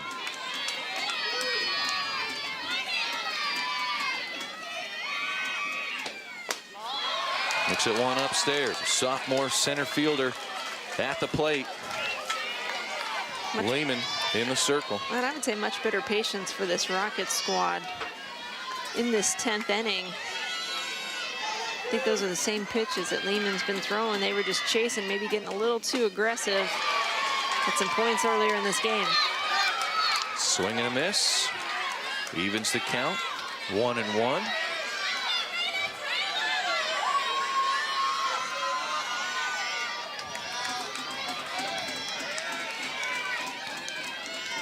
Two base hits, 2 strikeouts here tonight. That one's fouled back for strike 2.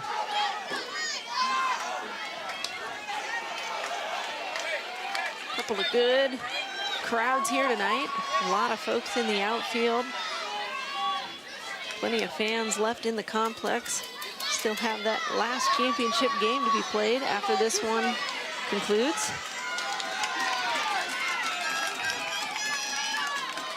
So Lehman working the 1-2 count. Fly ball. Dunn gives chase, but it goes into the EBF stands once again. Rain delays and extra innings don't keep these fans away. Looks like a couple Davenport Assumption fans sneaking into the front row there to get good seats for this upcoming 3A game. And gotta get your seats. They're seeing some exciting softball here in this 2A final. Once again, it'll be Sarah Lehman delivering the 1-2. That one's popped up. Lehman underneath it, calls everybody off. And that'll do it here in the 10th. And why not? Why wouldn't Sarah just come and get that? I mean, she's mowing them down in the circle. Contact. Stroke it. 1, 2, 3. Right now, right now. Very simple. Let's stroke it here for Iowa City Regina. As due up for the Regals is 7, 8, 9. And that'll be when we come back.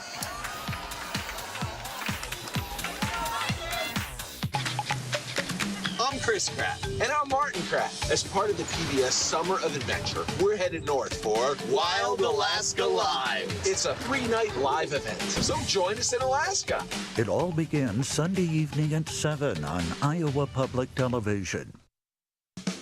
Coming up on Iowa Outdoors. We hit the shooting range with college athletes in a fast-growing sport.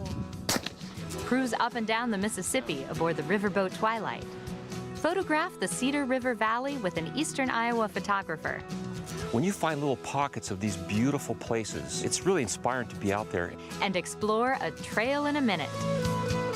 Saturday morning at 9 on Iowa Public Television.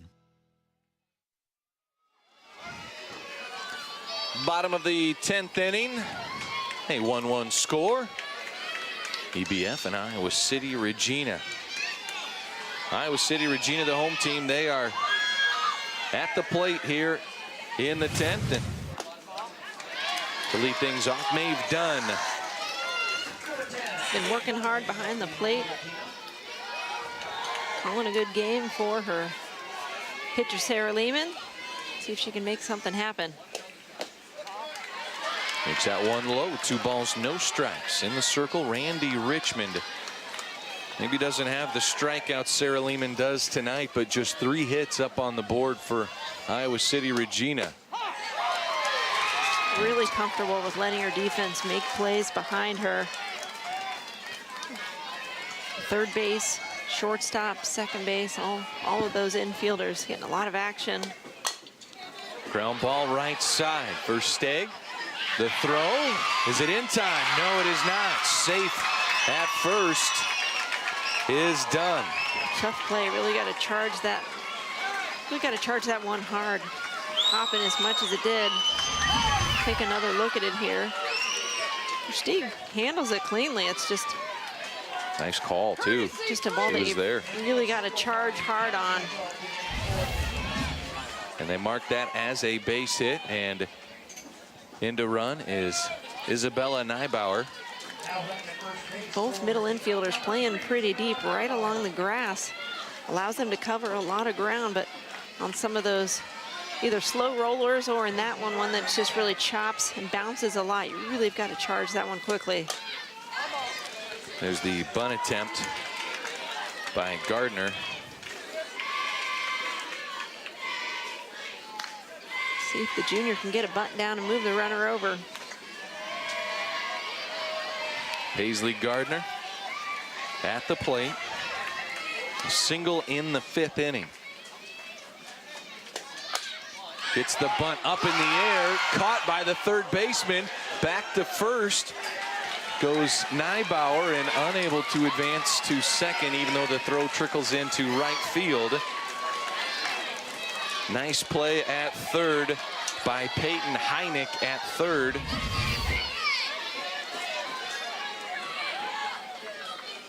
Great job. Way to hang. And was falling down, looking to end that inning. Well, she did have Versteeg covering. Heads up play there. Here's the bunt laid down, the throw down to first. That retires Marth. And there's 2 away. So to the top of the order we go. Emily Bonnet, the shortstop. A walk back in the 3rd. Been her only time on the bases. But the potential winning run stands at second base. 2 outs here in the 10th.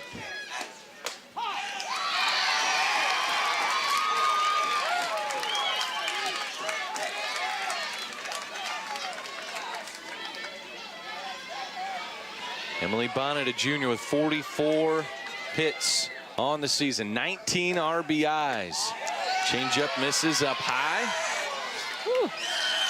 I want that changeup to hang in there.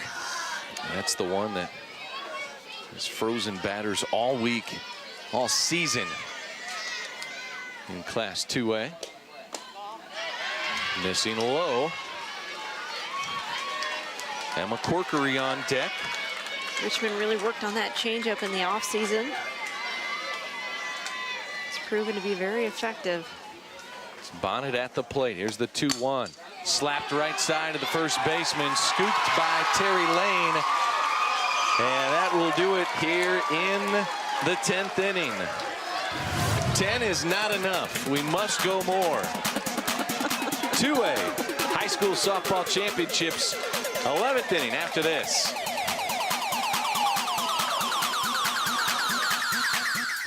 Connect with IPTV online for all the action in girls' high school sports. We bring you live coverage of championships online across the nation at IPTV.org, live streaming on Facebook, and on air in all 99 counties. Plus, live updates on Twitter and behind the scenes on Snapchat. Iowa Public Television is your home for Iowa Girls High School Athletic Union Championship sports. I'm Chris Spratt. And I'm Martin Pratt. As part of the PBS Summer of Adventure, we're headed north for Wild Alaska Live. It's a 3-night live event, so join us in Alaska. It all begins Sunday evening at 7 on Iowa Public Television. 1-1 is our tie. We go to the 11th inning. It's just the third state championship game. Championship game history to go 11 innings. We have been part of history. It Each continues. time you update me with that statistic, I am more and more proud. I'm afraid to look at the longest championship game played. I'm just going to let Chris continue to slide me the cards as we go extra innings. Sarah Lehman in the pitcher's circle. First pitch strike. Certainly have to give props to all the folks helping out. IPTV and the Girls Union. You've got a fantastic crew. Terry Lane slaps one into left field. And a nice play made on the run by Emma Corkery out in left. And there's one away. So Darien Johnson due up.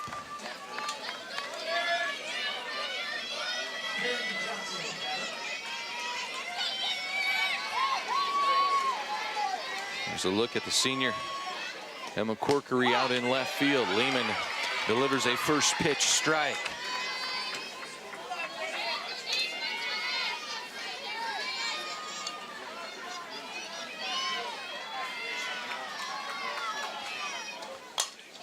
There's a ground ball. Bonnet, the shortstop. The throw to first is not in time. A runner aboard. Little bobble before she was able to make the throw by Bonnet. So we take another look here as Johnson able to reach safely. Just a slight hop right before it got to her glove. She just scoots down that line. They mark it as a hit. Here's a slap to right field. O'Connor, the sophomore, underneath it, makes the catch.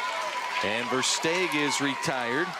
That brings Madison Wade to the plate with 2 outs.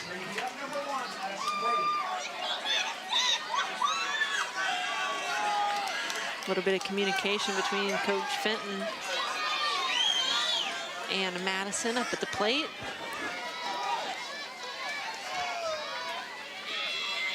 She's gonna maybe try to lay down a bunt here.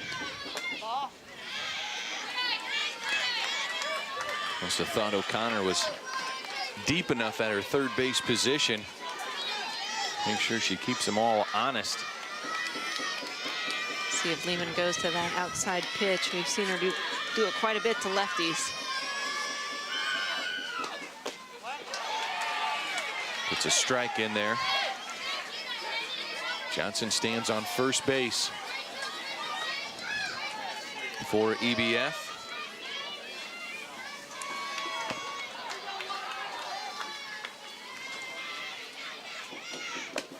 That one misses outside.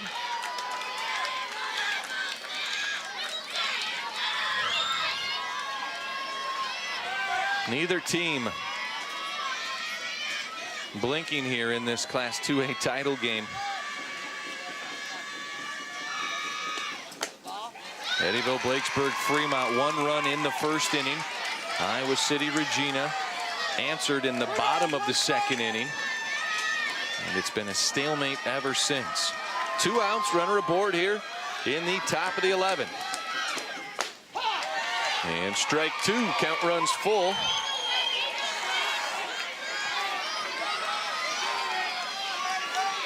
We try to send a runner here.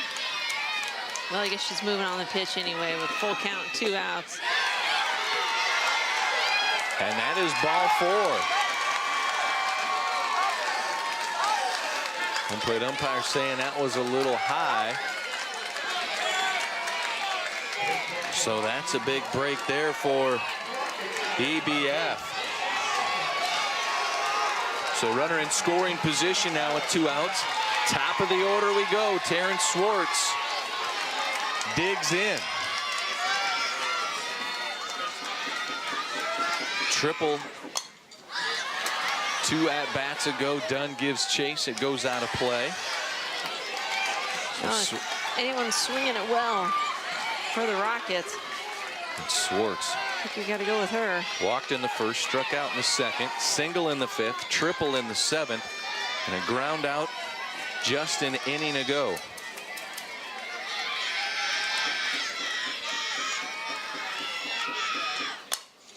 Fly ball left field. Corkery underneath it, makes the catch. And Iowa City Regina gets out of a jam where EBF had a runner in scoring position. But the Regals will go to the plate, just needing 1 run to win it all. We'll be back with the bottom of the 11th after this. Playing outside can be full of action, creativity, and exploration. On the next episode of the Kids Clubhouse, we'll get up and head out to discover some of the awesome activities we can do outdoors. Here we go. We'll play games, breathe in the fresh air, and take a good look around us as we have lots of fun outside. Join in the adventures with us on the next Kids Clubhouse. Watch it Friday, Saturday, or Sunday on Iowa Public Television. This month in Passport, your on-demand library of the best of PBS. American Epic is more than a music documentary. It's about music that's had such an incredible impact on so many people. We are all fighting in our own way. All the foods that drive people crazy sends pleasure signals to our brain, making them irresistible. These and other shows are available on Passport. Become a member of this PBS station. Sign in and start streaming today. 2-3-4 due up for Iowa City Regina. Leading things off, Emma Corkery. As Iowa City Regina looking at the lineup, this could be a good inning to try and scratch a run across. Bottom of the 11th. Tell you what though, Miley, I got a whole scorebook here. We could just keep on playing and playing. I got endless innings. See if Corkery, the senior, can get something started. She does. Slap out into right field. Wade, the freshman, makes the throw to first, but Corkery hustling all the way. And it's a leadoff single here in the 11th inning. Jess Hunter to the plate. Bottom of the 11th, just need 1 run to win a state championship. I would imagine the bunt is on here. Hunter shows it early, tries to get it down the first base side and cannot execute. And Iowa City Regina head coach John Protzman wants to talk it over. We're going to square it and put the ball on the ground from the plate. Got that? Don't go anywhere. Hey, you can do this now. Let's go. Got to square a little bit earlier. He does not even need her to leave the batter's box. Nope. He just needs a bunt down, roll it out in front of the plate, and move Corkery down to second base. There you go, square nice and early. Again, just cannot get it down. So no balls, 2 strikes now. On her last time out, she was able to get herself out of the jam, was not able to get a bunt down the first 2 attempts, then ended up getting hit. Slaps it on the ground. That's just as good as a bunt. The throw to first is just in time. So there's 1 out. Corkery stands on second base for Iowa City Regina. And a deep breath there you see by Corkery, the senior. And Sarah Lehman to the plate. Hunter does get that job done. Nice job of battling after those first couple of missed opportunities.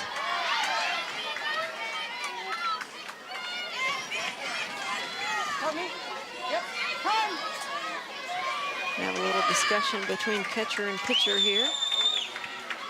Yeager wants to have a little discussion with her pitcher. Make sure they're on the same page.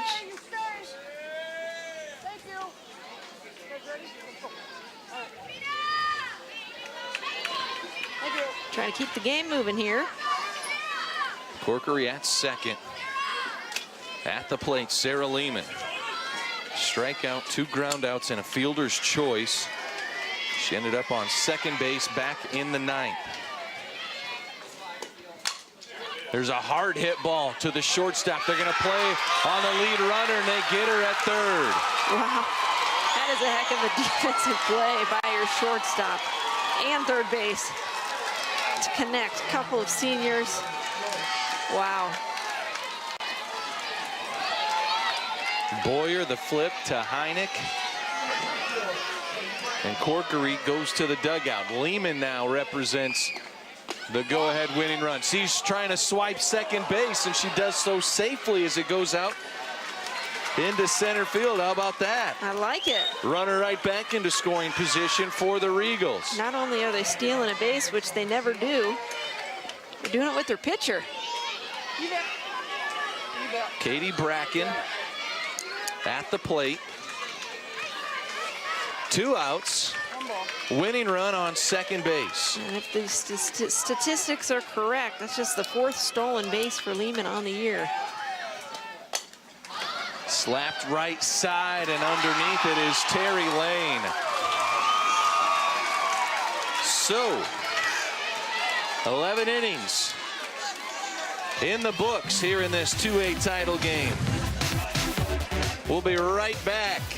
Inning number 12 when we return.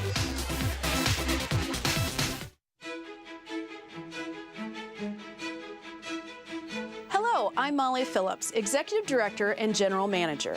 We at IPTV are committed to our mission to educate, inform, enrich, and inspire Iowans. We transform just $1.35 of your federal tax dollars each year into educational programs for kids, trustworthy public affairs shows, local arts and sports programming, and so much more. We believe public television is an essential investment in Iowa's families, communities, and future. If you value the programming you find here, I invite you to visit our website, iptv.org, to join our I Love IPTV campaign. Share what public television means to you on social media with the hashtags #ILoveIPTV or #ILovePBS. We appreciate your support and thank you for watching Iowa Public Television.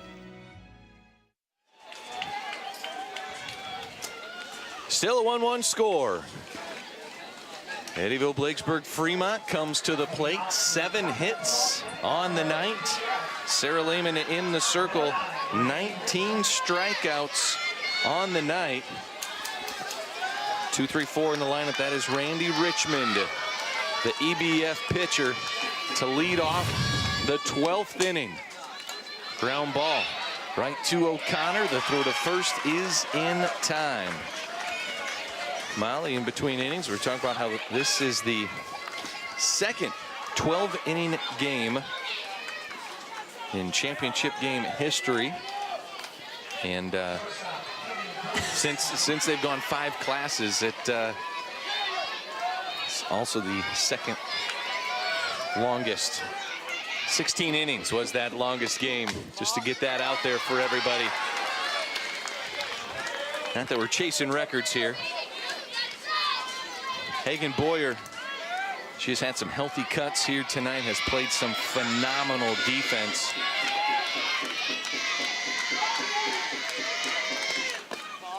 Looks at ball 2.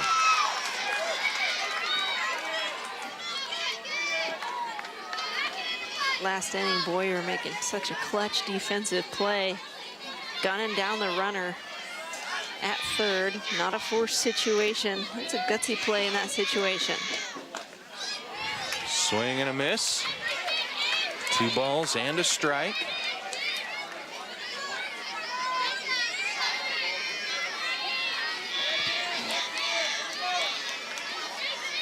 Sarah Lehman in her 12th inning. Here's a fly ball that's fouled back and out of play. Maeve Dunn gave chase. Let's a look at the Regals dugout. Come on, 2 strikes.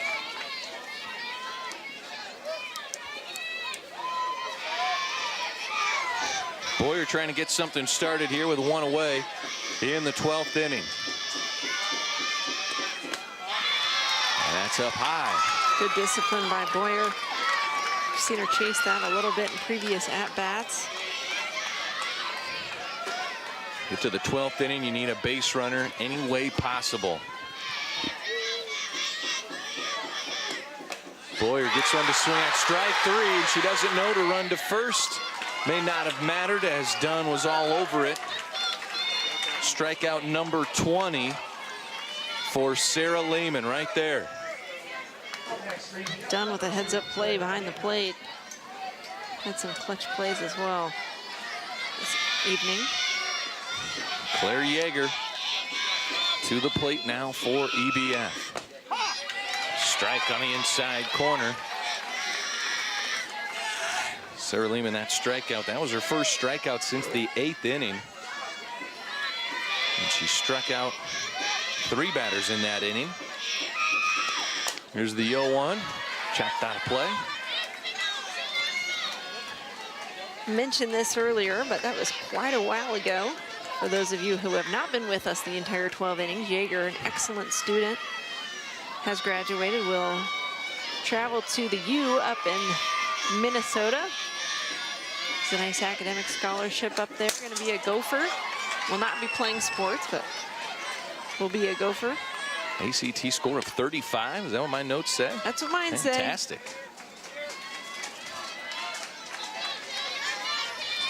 And a 4-year starter here for the softball team. The 0-2 with 2 away. Driven into left field, and that is over the head of Corkery. And it is a 2-out double here in the 12th inning. So Claire Yeager, the catcher, a 2-out double to keep the inning alive for Eddyville-Blakesburg-Fremont and Raina Taylor, who comes to the plate. Courtesy runner into the lineup. So Emily Davis back in to run bases for EBF. It's her 3rd appearance now. Out there is Yeager has now her 3rd base hit of the game, 3 for 6. 2 singles and now a double. So Raina Taylor to the plate. She's got 2 hits. And gets away from Dunn, but Davis unable to advance. Scooted away from Dunn enough that if Davis would have been able to recognize it right away, probably could have gotten there, but had a good initial lead. You don't see it initially and you're trying to steal a 3rd. There's a fly ball to left field. Corkery is back and is underneath it for out number 3. Iowa City Regina dodges a bullet here in the top of the 12th. The 2-out double, but EBF cannot move them across the plate. Iowa City Regina, their bats coming up next. Animal parents around the world all want the same thing: to successfully raise their young. But their strategies for doing that are very different. Discover how these animals fight for their children's survival and the many ways mothers and fathers in the wild risk everything. It's the extraordinary science behind Animal Super Parents. Sunday afternoon at 3:30.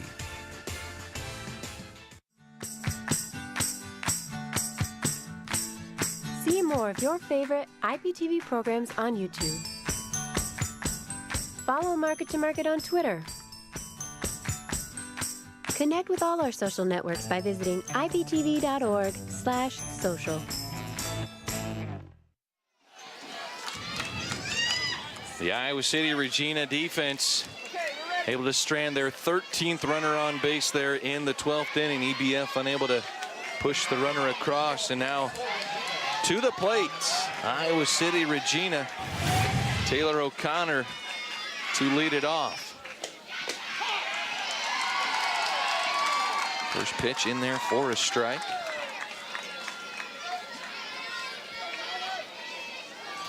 Alongside Molly Paradigm, Brad Wells. Molly talking to the coaches yesterday. There's that nasty changeup. Both coaches really commend these kids for playing softball, summer softball. The commitment it has to take. Some may give up a lot of hours of part-time jobs. Playing in the heat takes a lot of dedication. And here in this championship game, 11 innings, it's now a game of attrition. Off the glove of Richmond, and a base runner aboard here by Iowa City Regina. It was nice. Coach Protzman for Regina said, I really admire these kids for doing this. Baseball, softball players in the state of Iowa in the summer, a lot of other things that they could be doing. Definitely wanted to give them a lot of credit. A game of attrition, especially here tonight. Here's Maeve Dunn, lays the bunt down, moves the runner over to second. So O'Connor down to second. Sack bunt by Maeve Dunn. There's one away. Paisley Gardner to the plate with the winning run, standing on second base for Iowa City Regina. Ground ball up the middle into center field. Taylor's going to have to make a throw to the plate. And it's on target, and the tag is made. And they're out at the plate. O'Connor gets tagged out at the plate. Raina Taylor delivers a strike to Claire Yeager. Taylor with a heck of a throw. And she just comes up firing. Great job at home plate, keeping that focus. Yeager off the short hop. Great job there by those two players. Now heads up base running by Paisley Gardner. Stands on second base. Not out of it yet. And they will bring in a courtesy runner. Excuse me, that's the flex player. That's Kerrigan O'Connor. So the flex player, O'Connor, who's been playing right field, comes in to run the bases. A little speed out there. Hang on, hang on, hang on. You get Lauren Marth at the plate. Umpires had so many changes with that pocketbook. Been digging into those pockets a lot tonight.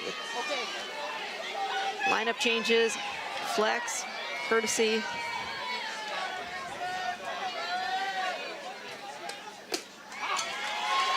First pitch strike on Lauren Marth as Randy Richmond trying to get her Rockets into the 13th inning. 2 outs. Winning run on second base. Fly ball in the infield. Versteeg makes the basket catch. And 12 is not enough. We'll go 13. 1-1. Still your score here in the 2A championship game. 13th inning when we come back.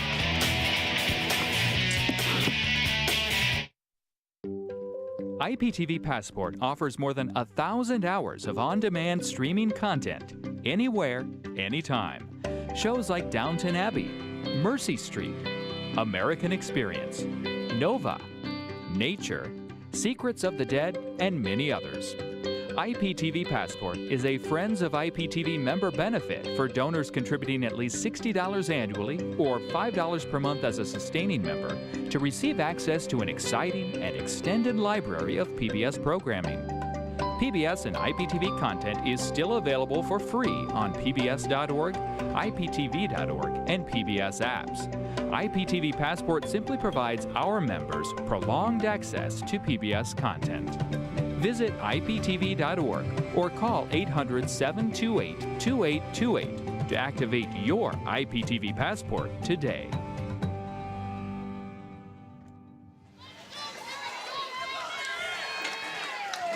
Inning number 13 begins right now, and this ties the longest championship game ever in Iowa high school softball history. Cedar Rapids Jefferson against Davenport West in 1997. Iowa City Regina and Eddyville-Blakesburg-Fremont in the 13th right now, and Sarah Lehman still dealing for Iowa City. Wow, 20 years ago. Strike. Woo! I'm standing up. This game's so long, I'm standing up now. Keep the blood flowing, stretch the legs. Bracken makes the play unassisted at first. If you're watching at home, you may need to do the same. Pop another bag of popcorn and settle in. You might as well drink some caffeine too. We got another game coming up. Absolutely. Grab a soda, start the coffee machine. 3A game coming up after this. Davenport, Assumption, and Albia. Should be another good one. Long day here, but a great day. Had some rain delays early, some rain delays in the middle of the 1A game. Extra innings here, part of history. Always a good time at the state softball tournament. There's a foul tip by Darian Johnson. Johnson, a base hit in her last at-bat. Reached the last 2 times she came to the plate. That one misses low.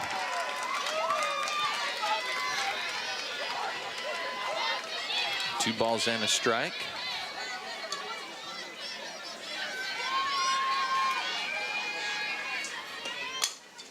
Ground ball, Lehman fields it, flips it, there's 2 away.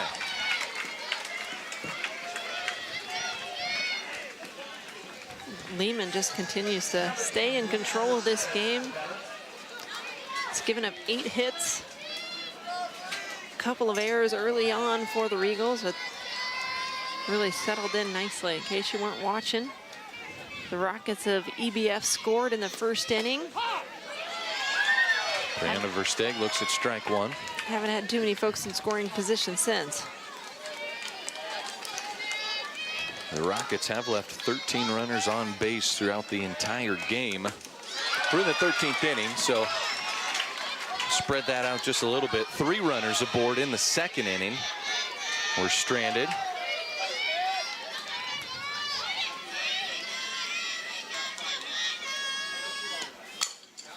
Ground ball right back to Lehman. And a 1-2-3 top of the 13th inning. 3 up, 3 down. To the bottom of the 13th we go. Top of the order coming up for Iowa City Regina. So we'll keep it right here. Molly, you put in the early mornings starting in the fall or the winter time. These teams extra weight room time, getting dedicated and focusing in on this softball season and trying to get back to the championship game. You get back here and now you're just in a dogfight. Nobody wants to see either one of these teams lose. 13 innings, a part of history.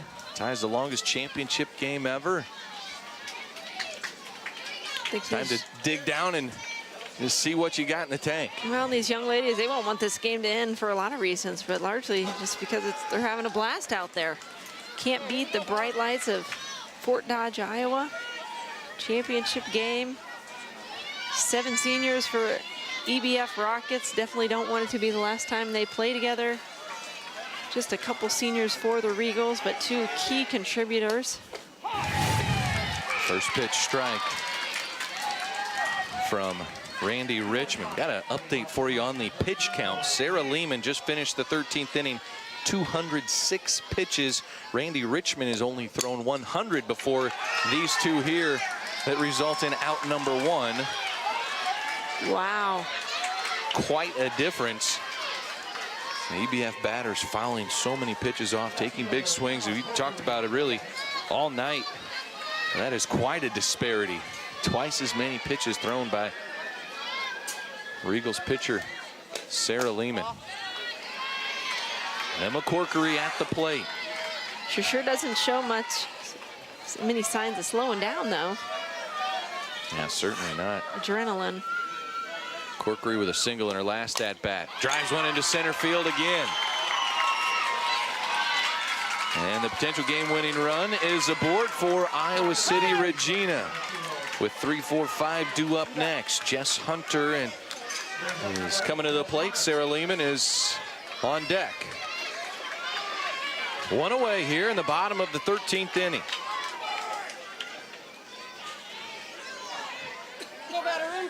Does this become a bunt situation with your number 3 hitter? Jess Hunter pops it up, and that is out number 2. She squared around really late, hoping to catch this defense off guard, maybe back on their heels. Just not able to get it down. So Sarah Lehman to the plate.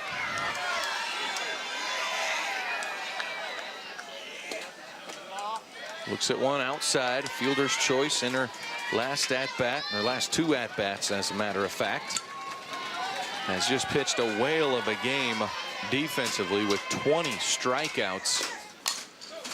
Hard swing, but it rolls foul just outside of third base.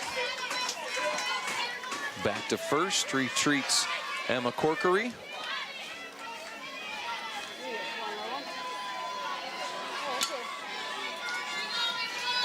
One ball, 1 strike. Randy Richmond in the circle. Lehman, a hard hit ball. Stopped at short by Boyer, but she does not have a throw. And so the go-ahead game-winning run, I should say, is at second base with Katie Bracken to the plate. A good decision over there by Boyer to swallow that ball after she made a great diving play. Really no opportunity for an out at first or second. Change up in there for a strike from Richmond.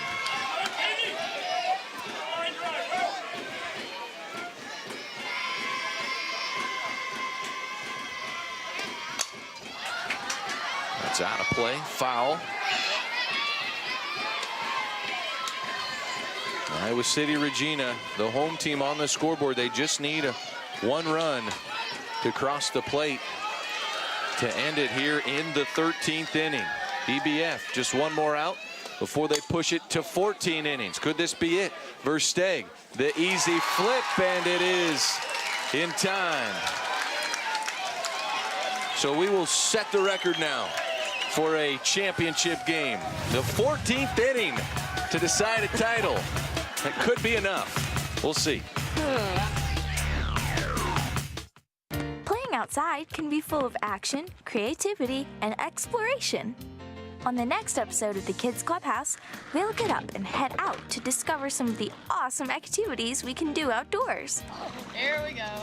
We'll play games, breathe in the fresh air, and take a good look around us as we have lots of fun outside. Join in the adventures with us on the next Kids Clubhouse. Watch it Friday, Saturday, or Sunday on Iowa Public Television. This month in Passport, your on-demand library of the best of PBS. American Epic is more than a music documentary. It's about music that's had such an incredible impact on so many people. We are all fighting in our own way. All the foods that drive people crazy sends pleasure signals to our brain, making them irresistible. These and other shows are available on Passport. Become a member of this PBS station. Sign in and start streaming today. I'm Chris Pratt. And I'm Martin Pratt. As part of the PBS Summer of Adventure, we're headed north for Wild Alaska Live. It's a 3-night live event, so join us in Alaska. It all begins Sunday evening at 7 on Iowa Public Television. Coming up on Iowa Outdoors. We hit the shooting range with college athletes in a fast-growing sport. Cruise up and down the Mississippi aboard the riverboat Twilight. Photograph the Cedar River Valley with an Eastern Iowa photographer. When you find little pockets of these beautiful places, it's really inspiring to be out there. And explore a trail in a minute. Saturday morning at 9 on Iowa Public Television. Stay tuned for the Iowa Girls High School Athletic Union State Championships. Coming right up.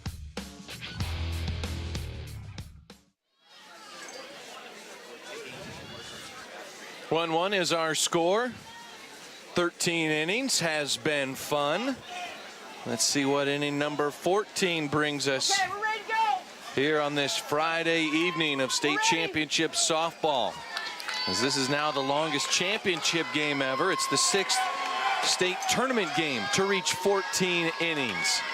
And Sarah Lehman still in the circle with her 200 pitches.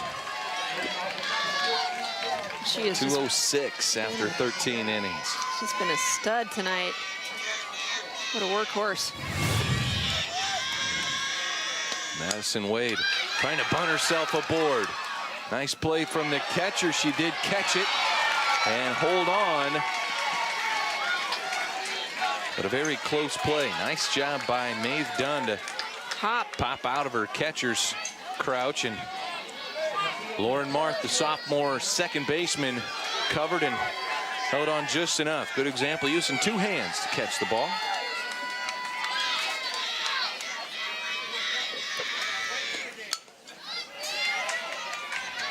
Foul ball by Taryn Swartz, the leadoff batter. Has some top of the order now with 1 out. Some good appearances at the plate of the triple early in the contest. Scored a run in the first inning. That's 13 innings ago.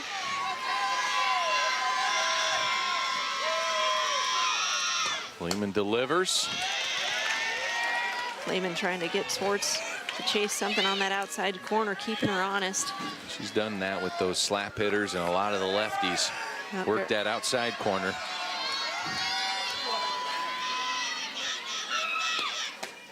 Does it again, works for strike 2.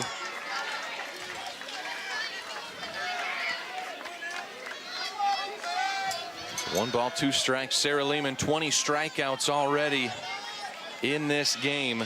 She had 16 at the end of 7.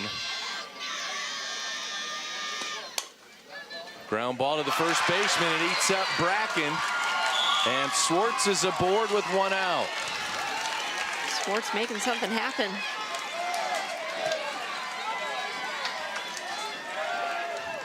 Two sophomores on the right side of that infield. Lauren Marth at second, Katie Bracken at first. And Taryn Swartz is aboard now, the senior, with 17 stolen bases on the year, second most on the team, and is aboard with 1 out. First pitch strike to Randy Richmond. Even though this EBF team steals a lot of bases on the season, we haven't seen a whole lot of that today. Just 1 stolen base back in the 3rd inning. There's a bunt up in the air. Lehman makes the catch, and Swartz is back to first. Good heads-up base running by Swartz not to allow that to be a double play. See if Hagen Boyer can make something happen here. Tough night at the plate for the senior. Certainly capable. For .460 on the season, batting average, 15 home runs. Just played a dandy of a game over at shortstop.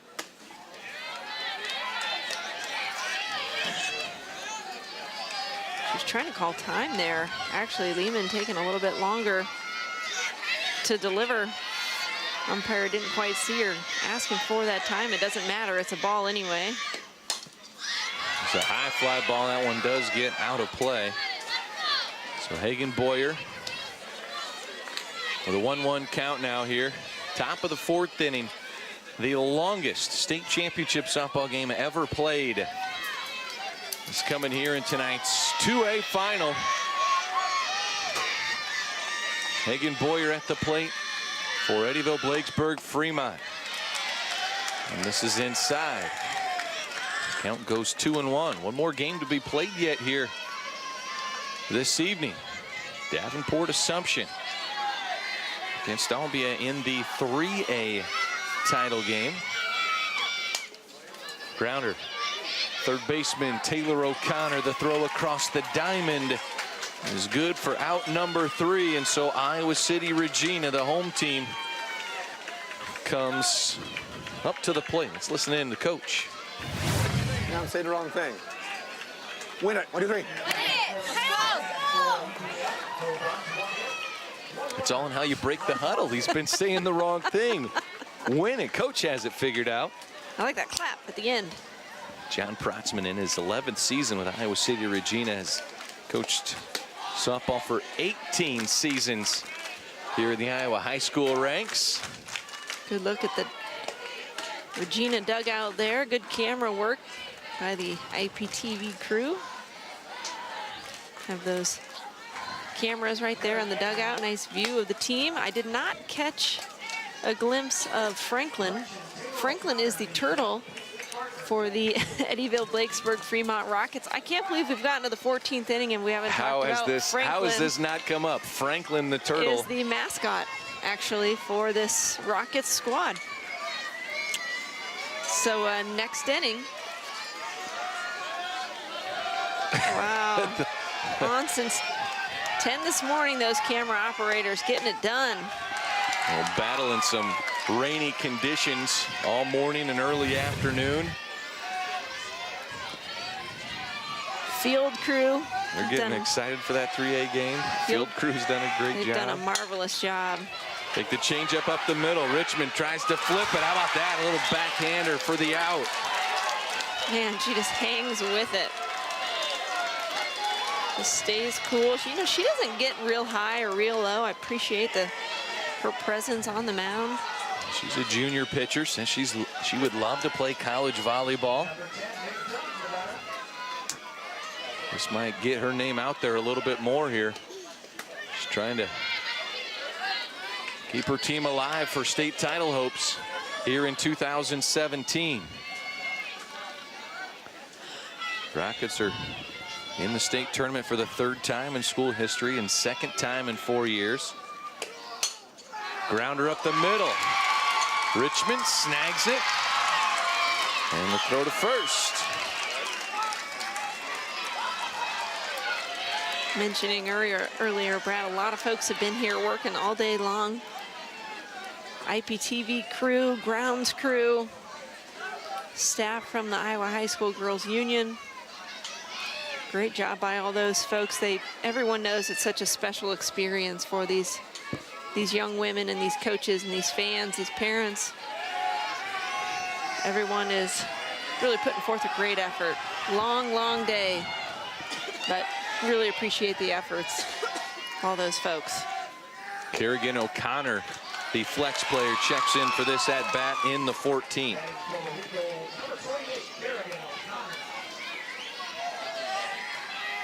Trying to get something going here with 2 outs for Iowa City Regina. Slow roller, rolls foul. And the count goes to 0-2. Randy Richmond in the circle. Not the overpowering strikeout pitcher. She's efficient. And you mentioned the pitch count earlier. Half as many pitches thrown as Lehman. Given up 9 hits in 14 innings. Not a strikeout pitcher, not particularly flashy, just gets the job done, really lets her defense play behind her, and they have made some huge plays. Taylor gunning out a runner at home plate. Would have been the game-winning run. Boyer making several big plays over in the shortstop position. That one sliced foul. Into the backstop. Kerrigan O'Connor, the right fielder. Flex player, just a sophomore.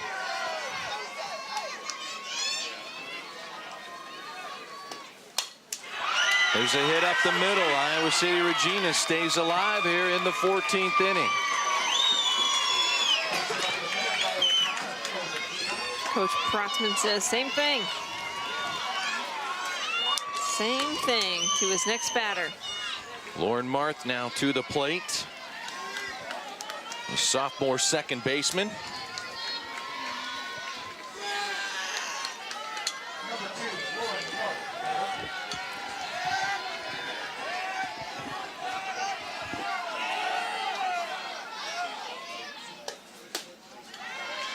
There's a pitch, throw behind the runner.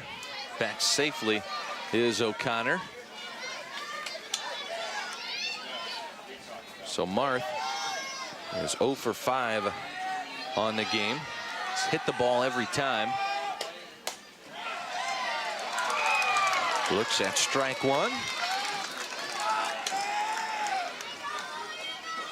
Regals have had some opportunities with the heart of their lineup.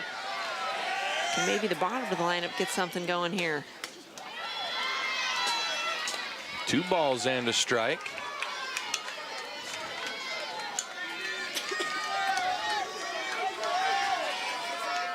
Martha just 10 hits on the season. Could come up with the biggest hit of the Regals season. Here, if she could keep this inning alive for O'Connor, get to the top of the order. Emily Bonnet on deck. Rounder right side. Tough play. The flip, though, by Versteeg to Terry Lane is in time. Similar to the play Versteeg made yesterday. Really moving to her left. Is able to just flip it. Good play by the second baseman. All right, zeros in the 14th. We'll look for something in the 15th when we return.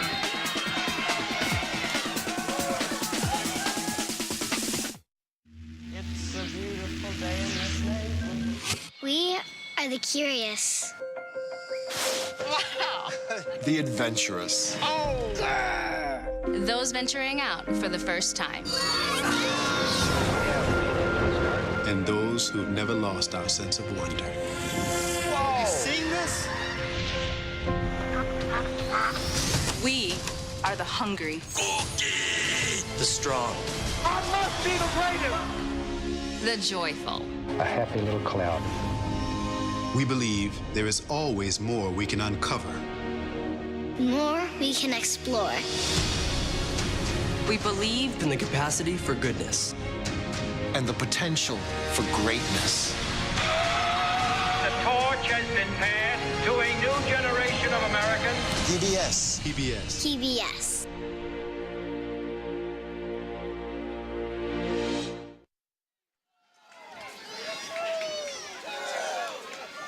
And we are back in the Class 2A title game. Inning number 15 is now upon us. Eddyville-Blakesburg-Fremont. The Rockets at the plate to lead things off. Well, a semifinal game in Class 1A went late into the night, if not into early this morning. Just last night, yeah, the semifinal game last night is the one between Clarksville and Sigourney. Played till 1 o'clock or so. I know our other IPTV talent crew, they were up late scouting out that game, and they'll be up late again tonight. It is not funny for them, Molly. Leadoff runner is aboard. Claire Yeager reaches safely. Emily Bonnet, the shortstop, may have gotten a glove on it, but a tough play moving towards center field.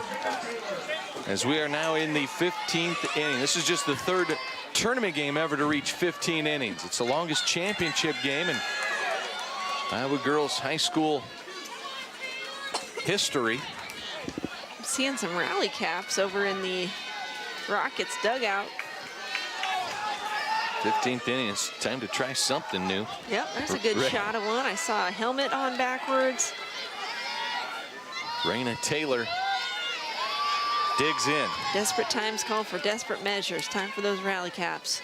2 base hits tonight for Raina.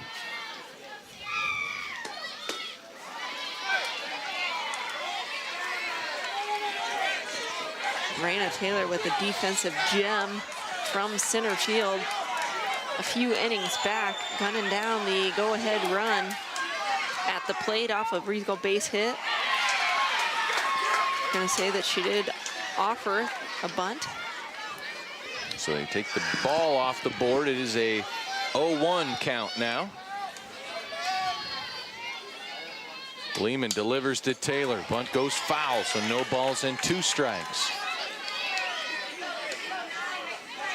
she can advance the runner the hard way here. Taylor with a base hit in her first at-bat back in the second inning. Reached safely again in the sixth. Was stranded at second base after advancing on a wild pitch. There's a fly ball into center field. Jess Hunter, the sophomore's underneath it. Back to first, retreats Yeager, and there's one away. A little too high. She's had a couple deep balls that were just a little too high.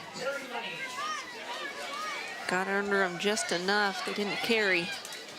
Terry Lane, the left-handed pull hitter, will try and move Yeager into scoring position or move her around the bases here.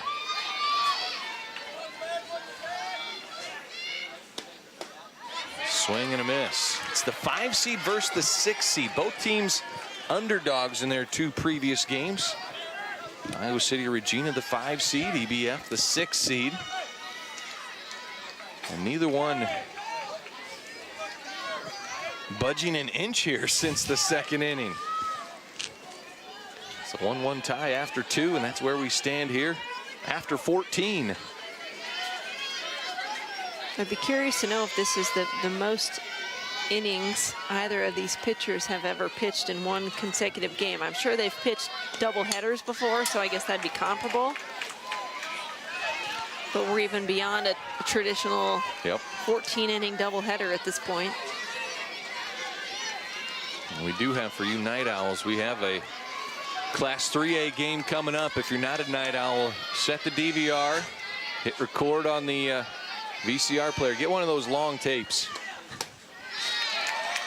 1 ball, 2 strikes.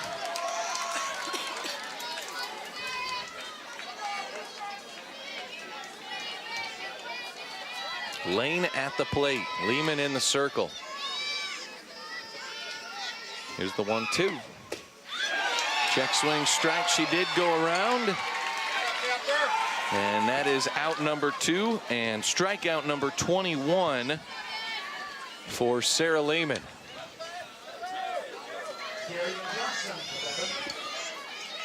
And so there's 2 away here in the 15th inning.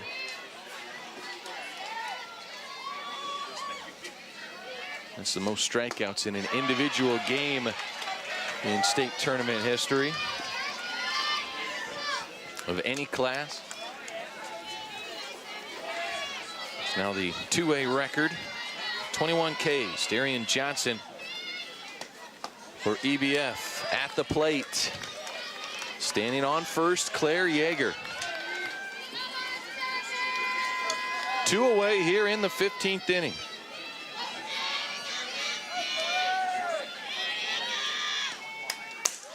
Fouled straight back. Almost into your living room.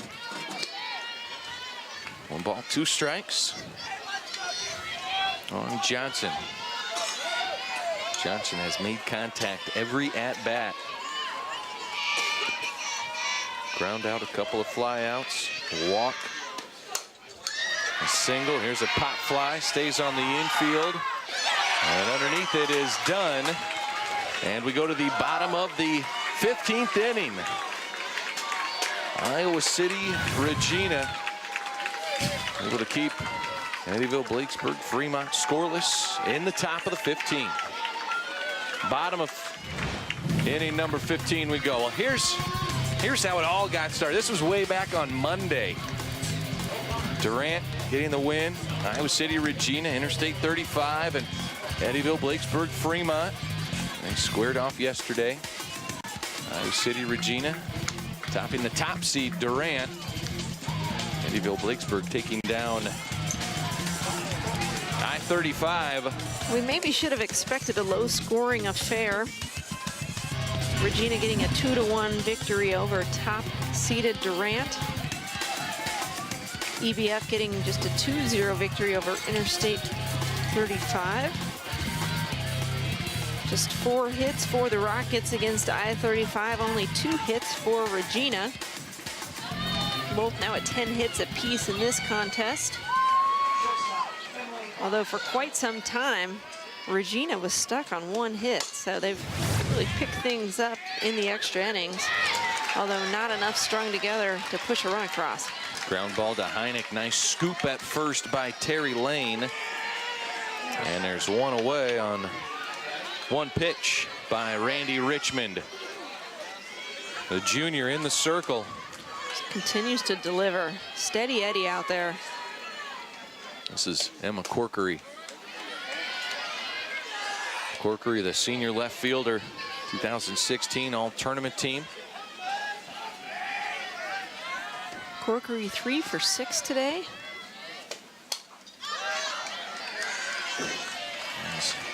Chop back over the backstop. 1-1 to count. 3 singles in her last 3 at-bats. Great job of hanging right in there and sticking with it after going 0 for your first 3. Ground ball right side. Versteeg from her knees makes the throw.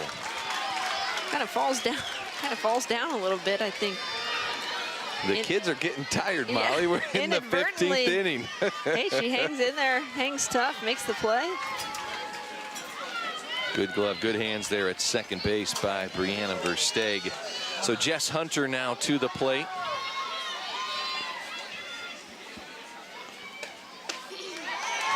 Swings through, strike one. Hunter had a single back in the 9th inning.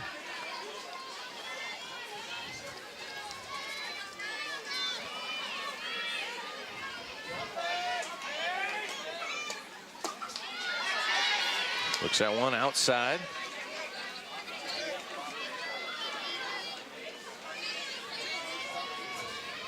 Randy Richmond in the circle.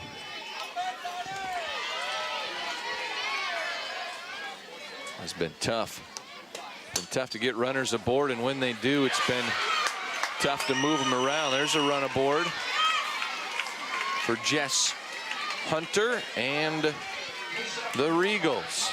Can Sarah Lehman make something happen? Awfully impressive in the circle tonight.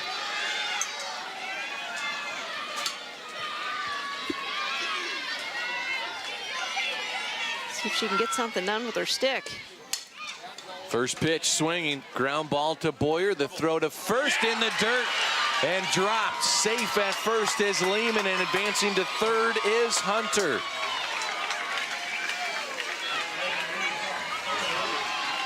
The winning run for Iowa City Regina at third base. There are 2 outs. Katie Bracken comes to the plate. We'll let this girl go, okay? She doesn't mean anything going to second base, so just play it. We're good. We're good. Here we go. 1 out. Let's go. 1 out. Let's go. So to Sarah Lehman. We don't anticipate that Eddyville would throw at her, but does she try to scamper down to second base just so that you don't have a force opportunity at first and second? Eddyville's not going to throw at her. We just heard that in the discussion.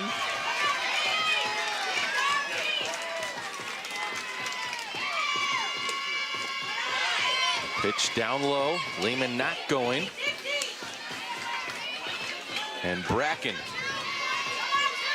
looking for an at-bat for the ages here for Iowa City Regina. Looks at ball 2, and Lehman moves down to second base. So now for the infield, the force is only at first base. Hunter at third, Lehman at second. And now 3 balls, no strikes to Katie Bracken. You put her on here so you have a force everywhere. Way down in the count. You don't want to give her anything too good. Here's the 3-0 to the sophomore. And looks at ball 4. So the bases are loaded for Iowa City Regina with 2 outs. For Eddyville-Blakesburg-Fremont, the Rockets defense now has forces everywhere. Playing deep in that middle infield like they have been for much of the game. Got options at every bag. Taylor O'Connor at the plate. First pitch, strike. And Randy Richmond just goes right at her. O'Connor, a junior, the third baseman. Ground ball right side. The scoop, the throw is in time. And 15 innings will not do it here in the 2A title game. More softball when we return. Free softball.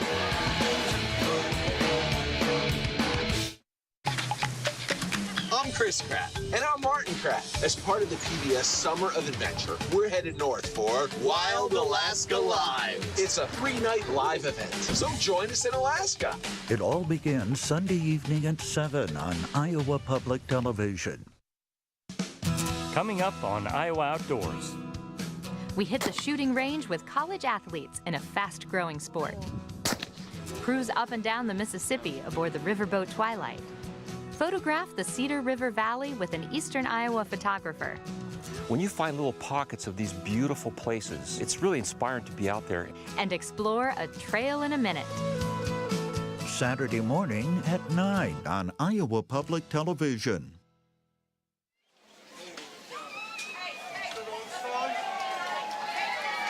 Is this the inning you've been waiting for? It is the top of the 16th.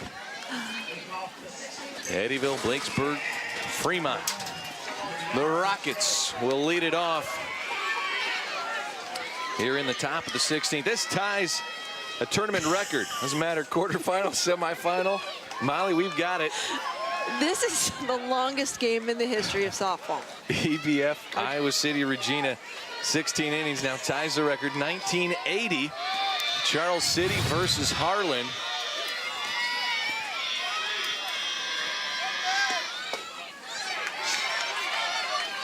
First pitch strike as we play on till we get a winner. It's only one trophy. Can't split it in two. Brianna Versteeg at the plate. 1 ball, 1 strike.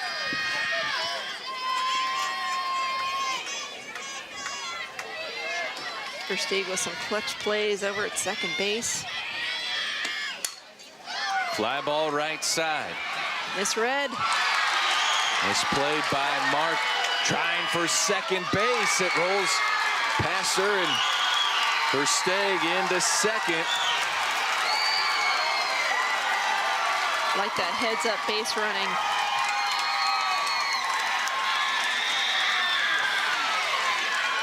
Probably goes down as a single. Misread a little bit out in right field. Tough play to make. No one is able to make it. She does a great job. Heads up play to scoot on over to second. So certainly will be a sacrifice situation. Go ahead run is in scoring position. Madison Wade to the plate.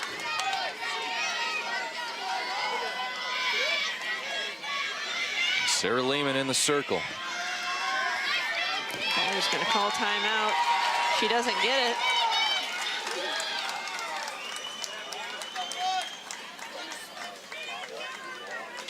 Going to call a strike. Needs to step out sooner. Needs to call time sooner.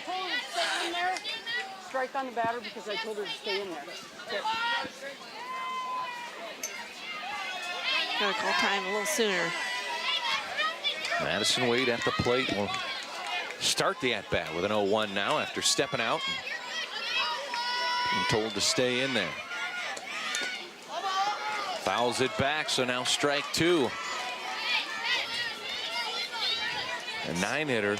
Wouldn't be surprised if she continues to try and lay one down here with 2 strikes. Yeah, absolutely. From that left side, she's probably just as comfortable doing that as she is anything. Got a square earlier, though. And bunted through. That is strike 3. So strikeout number 22 for Sarah Lehman comes here in the 16th inning. There's 1 out. And Versteeg still stands on second base for Eddyville-Blakesburg-Fremont. So Swartz is a pretty good option for the Rockets in this situation.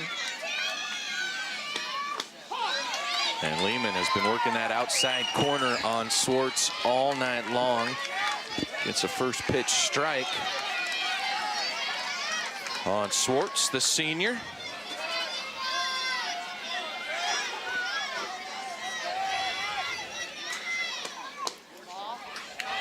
Pulls it back in time.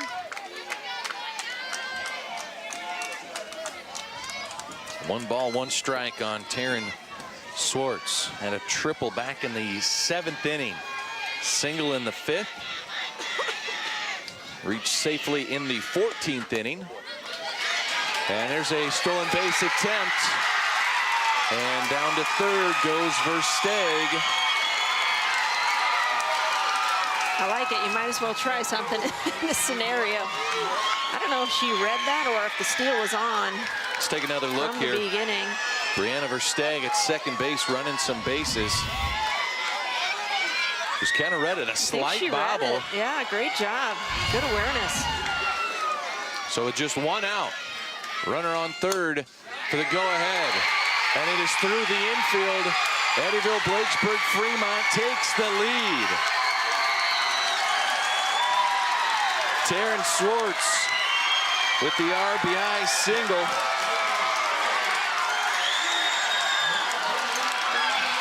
And EBF now with a 2-1 lead. Great piece of hitting. Swartz just gets the right hop over the head of Lehman.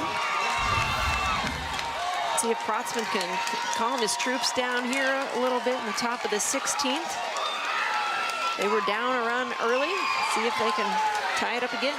Without Versteeg taking third base too, the infield is probably back, and they probably get out number 2 out of that. Instead, still one out here for the Rockets.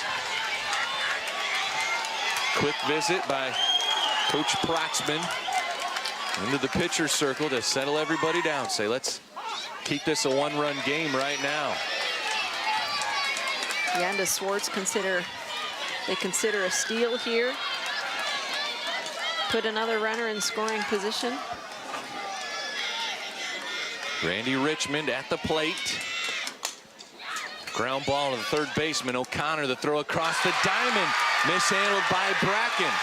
And moving over to third is Swartz. Tough play to make over at first base. She tries to backhand it off the short hop. Just unable to come up with it.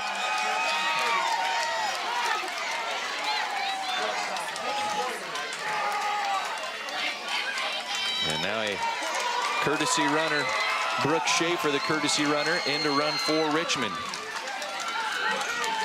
She stands at first base.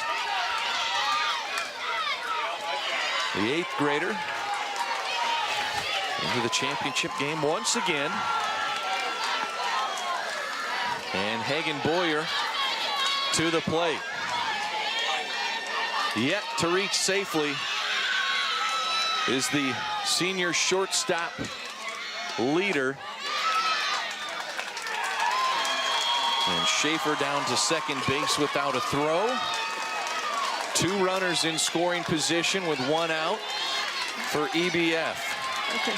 Can Boyer come up with a big hit here for a couple of insurance runs? A lot of ways to score. Even a sac fly could bring in 1 more. Hard ground ball, that's foul, left side. So Boyer's night started with 4 strikeouts, and then a fly out, another strikeout, and a ground out, her last at bat.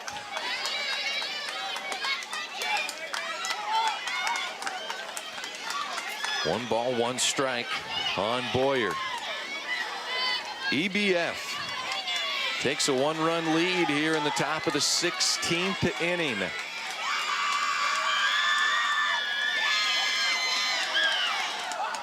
Lehman delivers, it gets away from Dunn. Coming home to score is Swartz, and it's a 2-run lead.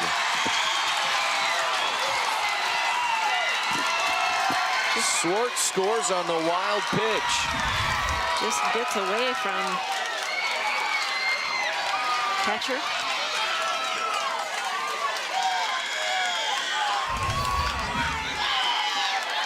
Schaefer stands at third. Here's Boyer. A hard hit fly ball into center. Jess Hunter goes back. makes the catch for out number 2, but another insurance run crosses the plate for Eddyville-Blakesburg-Fremont. Big inning. Wow, scored 1 in the first. 14 innings. But not a whole lot else going on. Some hits here and there, stranding quite a few runners, and then piling 3 on in the 16th. Claire Yeager at the plate.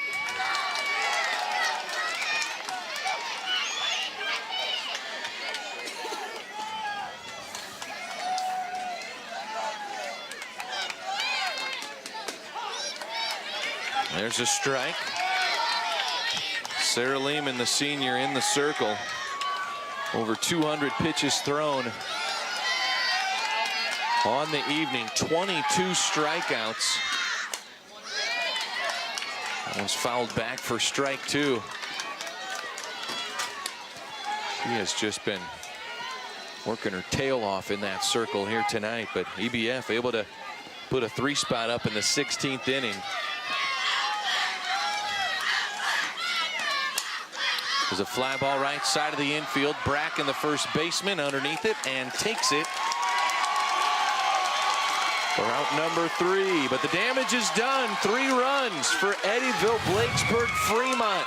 The Rockets on top as we go to the bottom of the 16th inning. Iowa City Regina's last stat bat potentially coming up. See what Randy Richmond can come up with here. Expect her to go right at these Regina hitters. Been doing that all night long. It's just been so consistent in the circle. So Eddyville-Blakesburg-Fremont got a runner aboard from the bottom of their batting order. It was 8-9-1 to start the top of the 16th. Here for Iowa City Regina, it's 7-8-9 in the batting order. So the Regals are going to need somebody at the bottom of the order to get this thing started. We'll start with Maeve Dunn, the young sophomore catcher.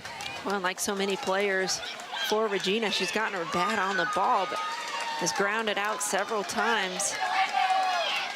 Randy Richmond perfectly content to give up ground outs. Trusts in the defense behind her. They have made some fantastic plays. It's just been really steady out there all evening long.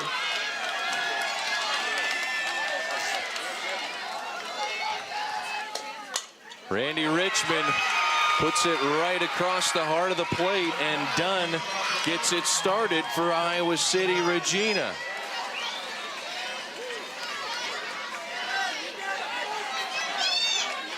So now it's Kerrigan O'Connor back to the plate.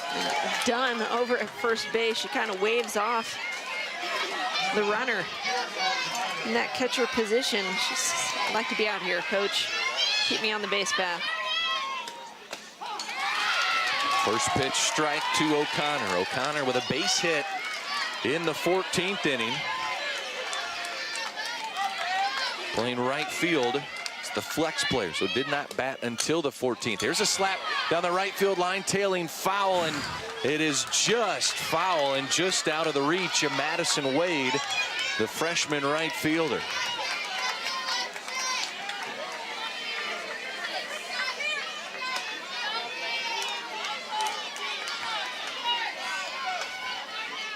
So no balls, 2 strikes now the count. Great hustle by Wade, the right fielder for the Rockets. There's Richmond, delivers the 0-2 up high.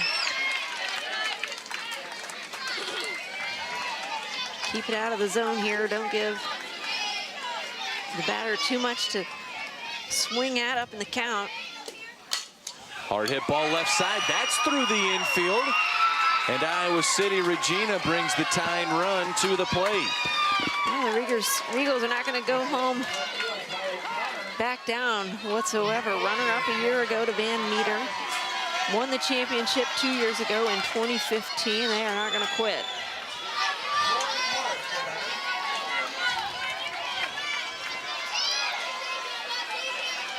They have been thinking about losing that championship game a year ago. All the fans' t-shirts say reclaim the crown.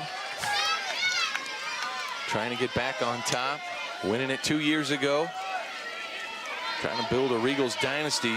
EBF has other minds. What a battle this has been. We're in the 16th inning. Lauren Marth at the plate represents the tying run for the Regals.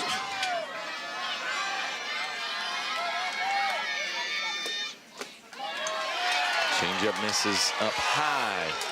2-1. Keeps working that changeup.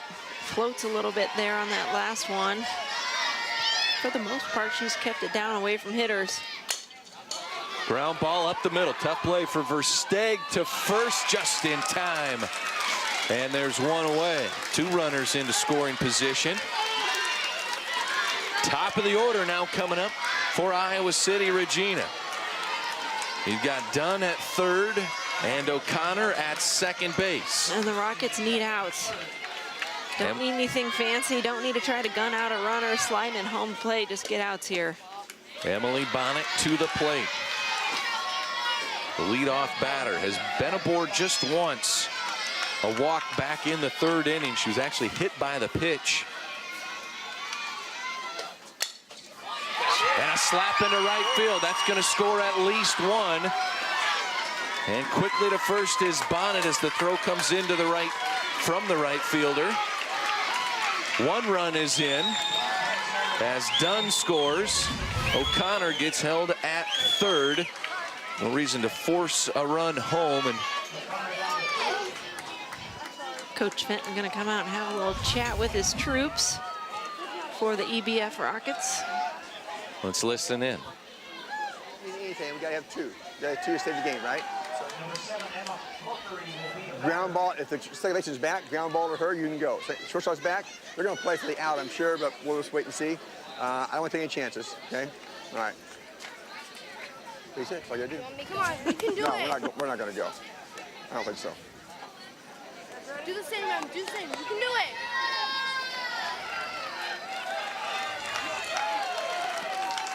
So we don't center, do we? No. Huh? That's okay. No. If on a double, I can score that. Yeah, well, I know. You can't pick 2. No. So they'll play it conservative. Like they do, that's their style. That's their style, absolutely. We've seen them be a little more aggressive on a couple instances tonight, but I wouldn't say it's really paid off. I think it's just kind of one of those where you maybe chance it a little bit, but I think that's out of their comfort zone. There's a base hit by Corkery to score 1 more, and it is a 1-run game.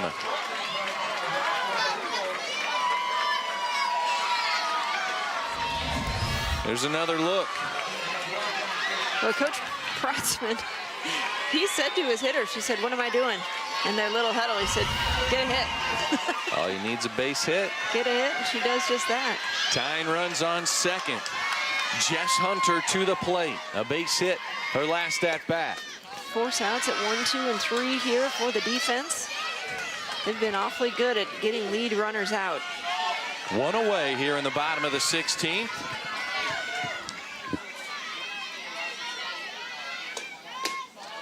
Looks at ball 2.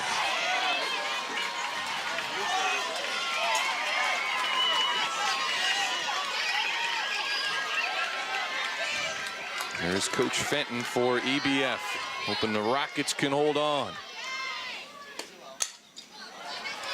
Fouled away.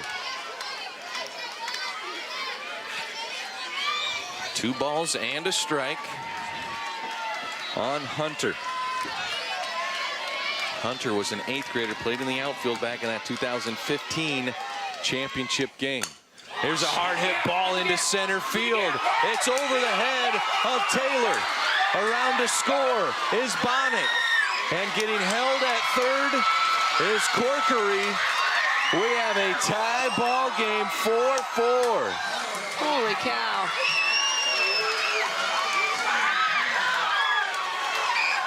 And the Regals have done it with hits. It's not like Eddyville-Blakesburg-Fremont has made mistakes. She just takes that pitch and drives it to the gap.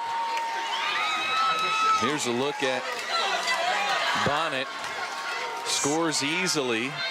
Corkery ends up at third. And now Sarah Lehman to the plate. Tied at 4 here in the 16th. Below the knees. Ball 1.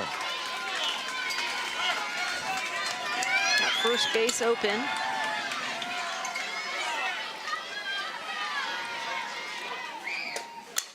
There's a drive into center field. Caught in center. The runner needs a tag. She did not. She was not tagging up on the hit. And there's 2 outs. Oh. Boy. Oh, boy. Oh, boy. Was hit hard. Frozen rope to center. Corkery, a senior, though, on third. Still stands on third here with 2 outs now. Katie Bracken. Raina Taylor definitely has an arm in center, but that one was taking her back. I'm pretty confident that if she tags up, she's safe at home. Katie Bracken at the plate, looks at 2 balls to start the at-bat. Could she be the hero? And Regina with a bunch of hits, bottom of the 16th. There's a strike delivered by Richmond. Richmond working hard out there here this 16th inning.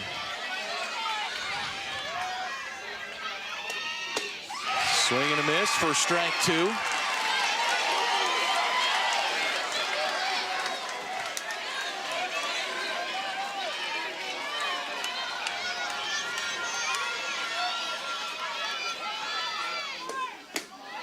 Below the knees, 3 balls, 2 strikes.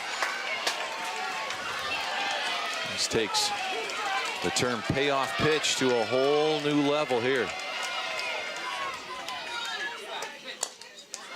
Grounder rolling foul, and Bracken will jump back in the box. Richmond back into the circle.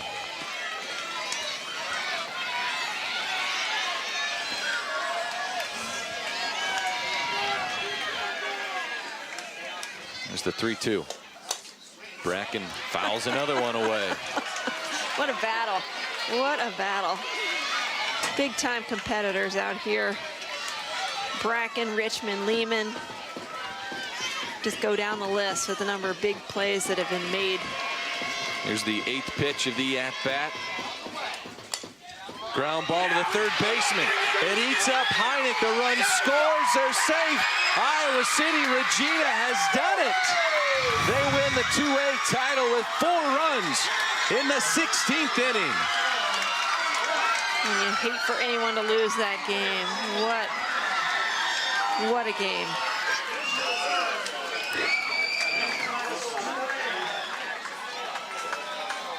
That is one for the ages. A 5-4 win for Iowa City Regina in 16 innings, and both these teams cemented into the Iowa Girls High School Athletic Union history books. Well, you feel so bad for Eddyville-Blakesburg-Fremont, but man, what a contest. 3 hours, 24 minutes is our game length.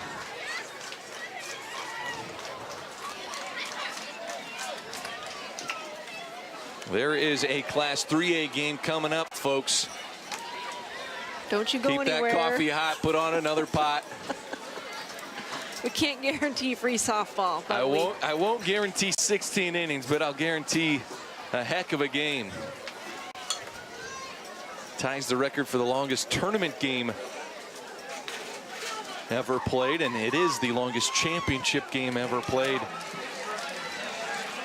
Sarah Lehman in the pitcher's circle. 22 strikeouts. But 4 runs in the 16th inning to win at 5-4. I think we'll be shocked if Lehman's not the captain of the all-tournament team, but stay tuned. 2015 champs, 2016 runners-up, and 2017 state champs in Class 2A. Thanks to that young lady right there, Sarah Lehman.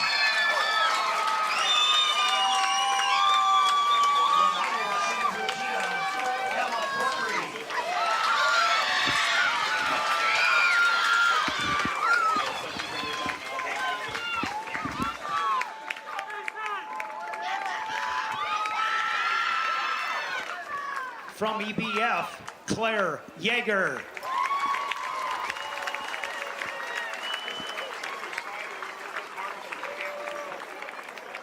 From Central Springs, Haley Ossenhaus. From I-35, Carlin Stanley.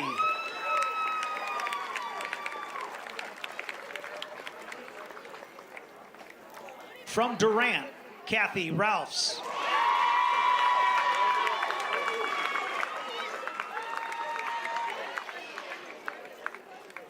Also from Durant, Ruby Kapler.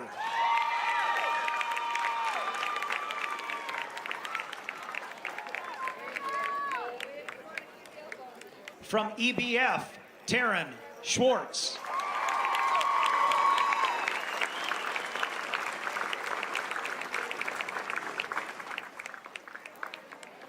From Iowa City Regina, Katie Bracken.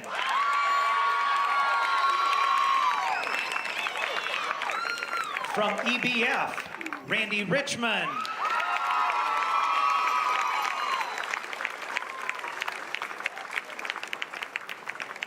And captain of the 2017 Class 2A All-Tournament team from Iowa City Regina, Sarah Lehman.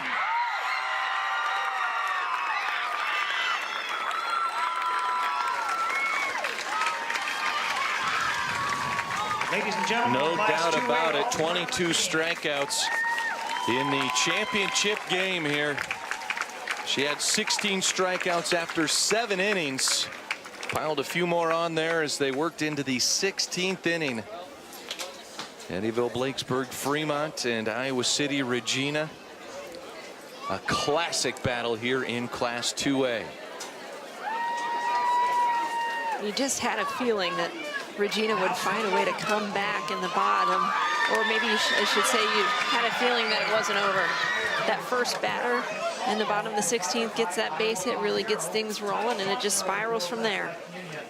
Presenting awards are members of the IGHSAU Board of Directors, Roger Francis, George Tracy, and Gene Berger.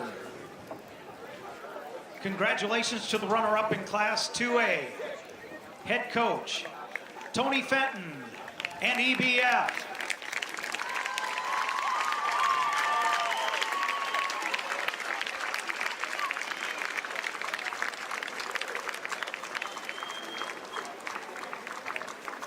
And your 2017 Class 2A State Softball Champions, head coach John Protzman and the Regals from Iowa City, Regina.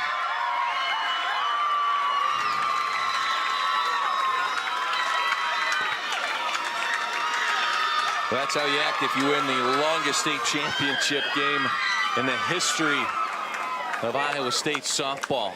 Sarah Lehman leads Iowa City Regina to a title. Well, there's a reason we were highlighting her in our pregame segment, talked about her often. Just what a competitor, brought a lot to the team on the offensive end as well. You hate for anyone to lose this game. Great contest, but congratulations to Regina. Absolutely. 16 innings will do it for us here in the Class 2A game, as we had a lot of defense early on. A run early by EBF in the first, and Iowa City Regina countered in the second. A 1-1 tie until the 16th inning. 5-4 was the final. Class 3A's title game coming up next. The Knights and the Lady D's. The night ain't over yet.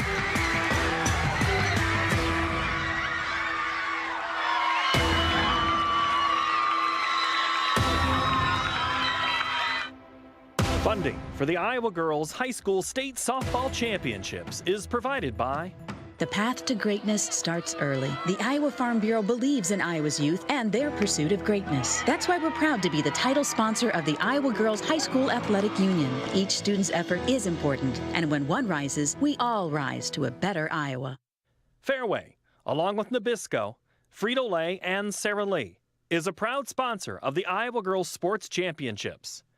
We congratulate all the schools and student athletes participating in this year's Girls High School State Softball Championships.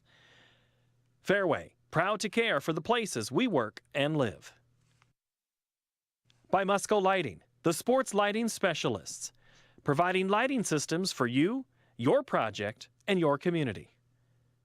Mid-American Energy and their Energy Advantage programs are dedicated to increasing the awareness of energy efficiency in Iowa's homes and businesses. Information is at midamericanenergy.com. Mid-American Energy, obsessively, relentlessly at your service.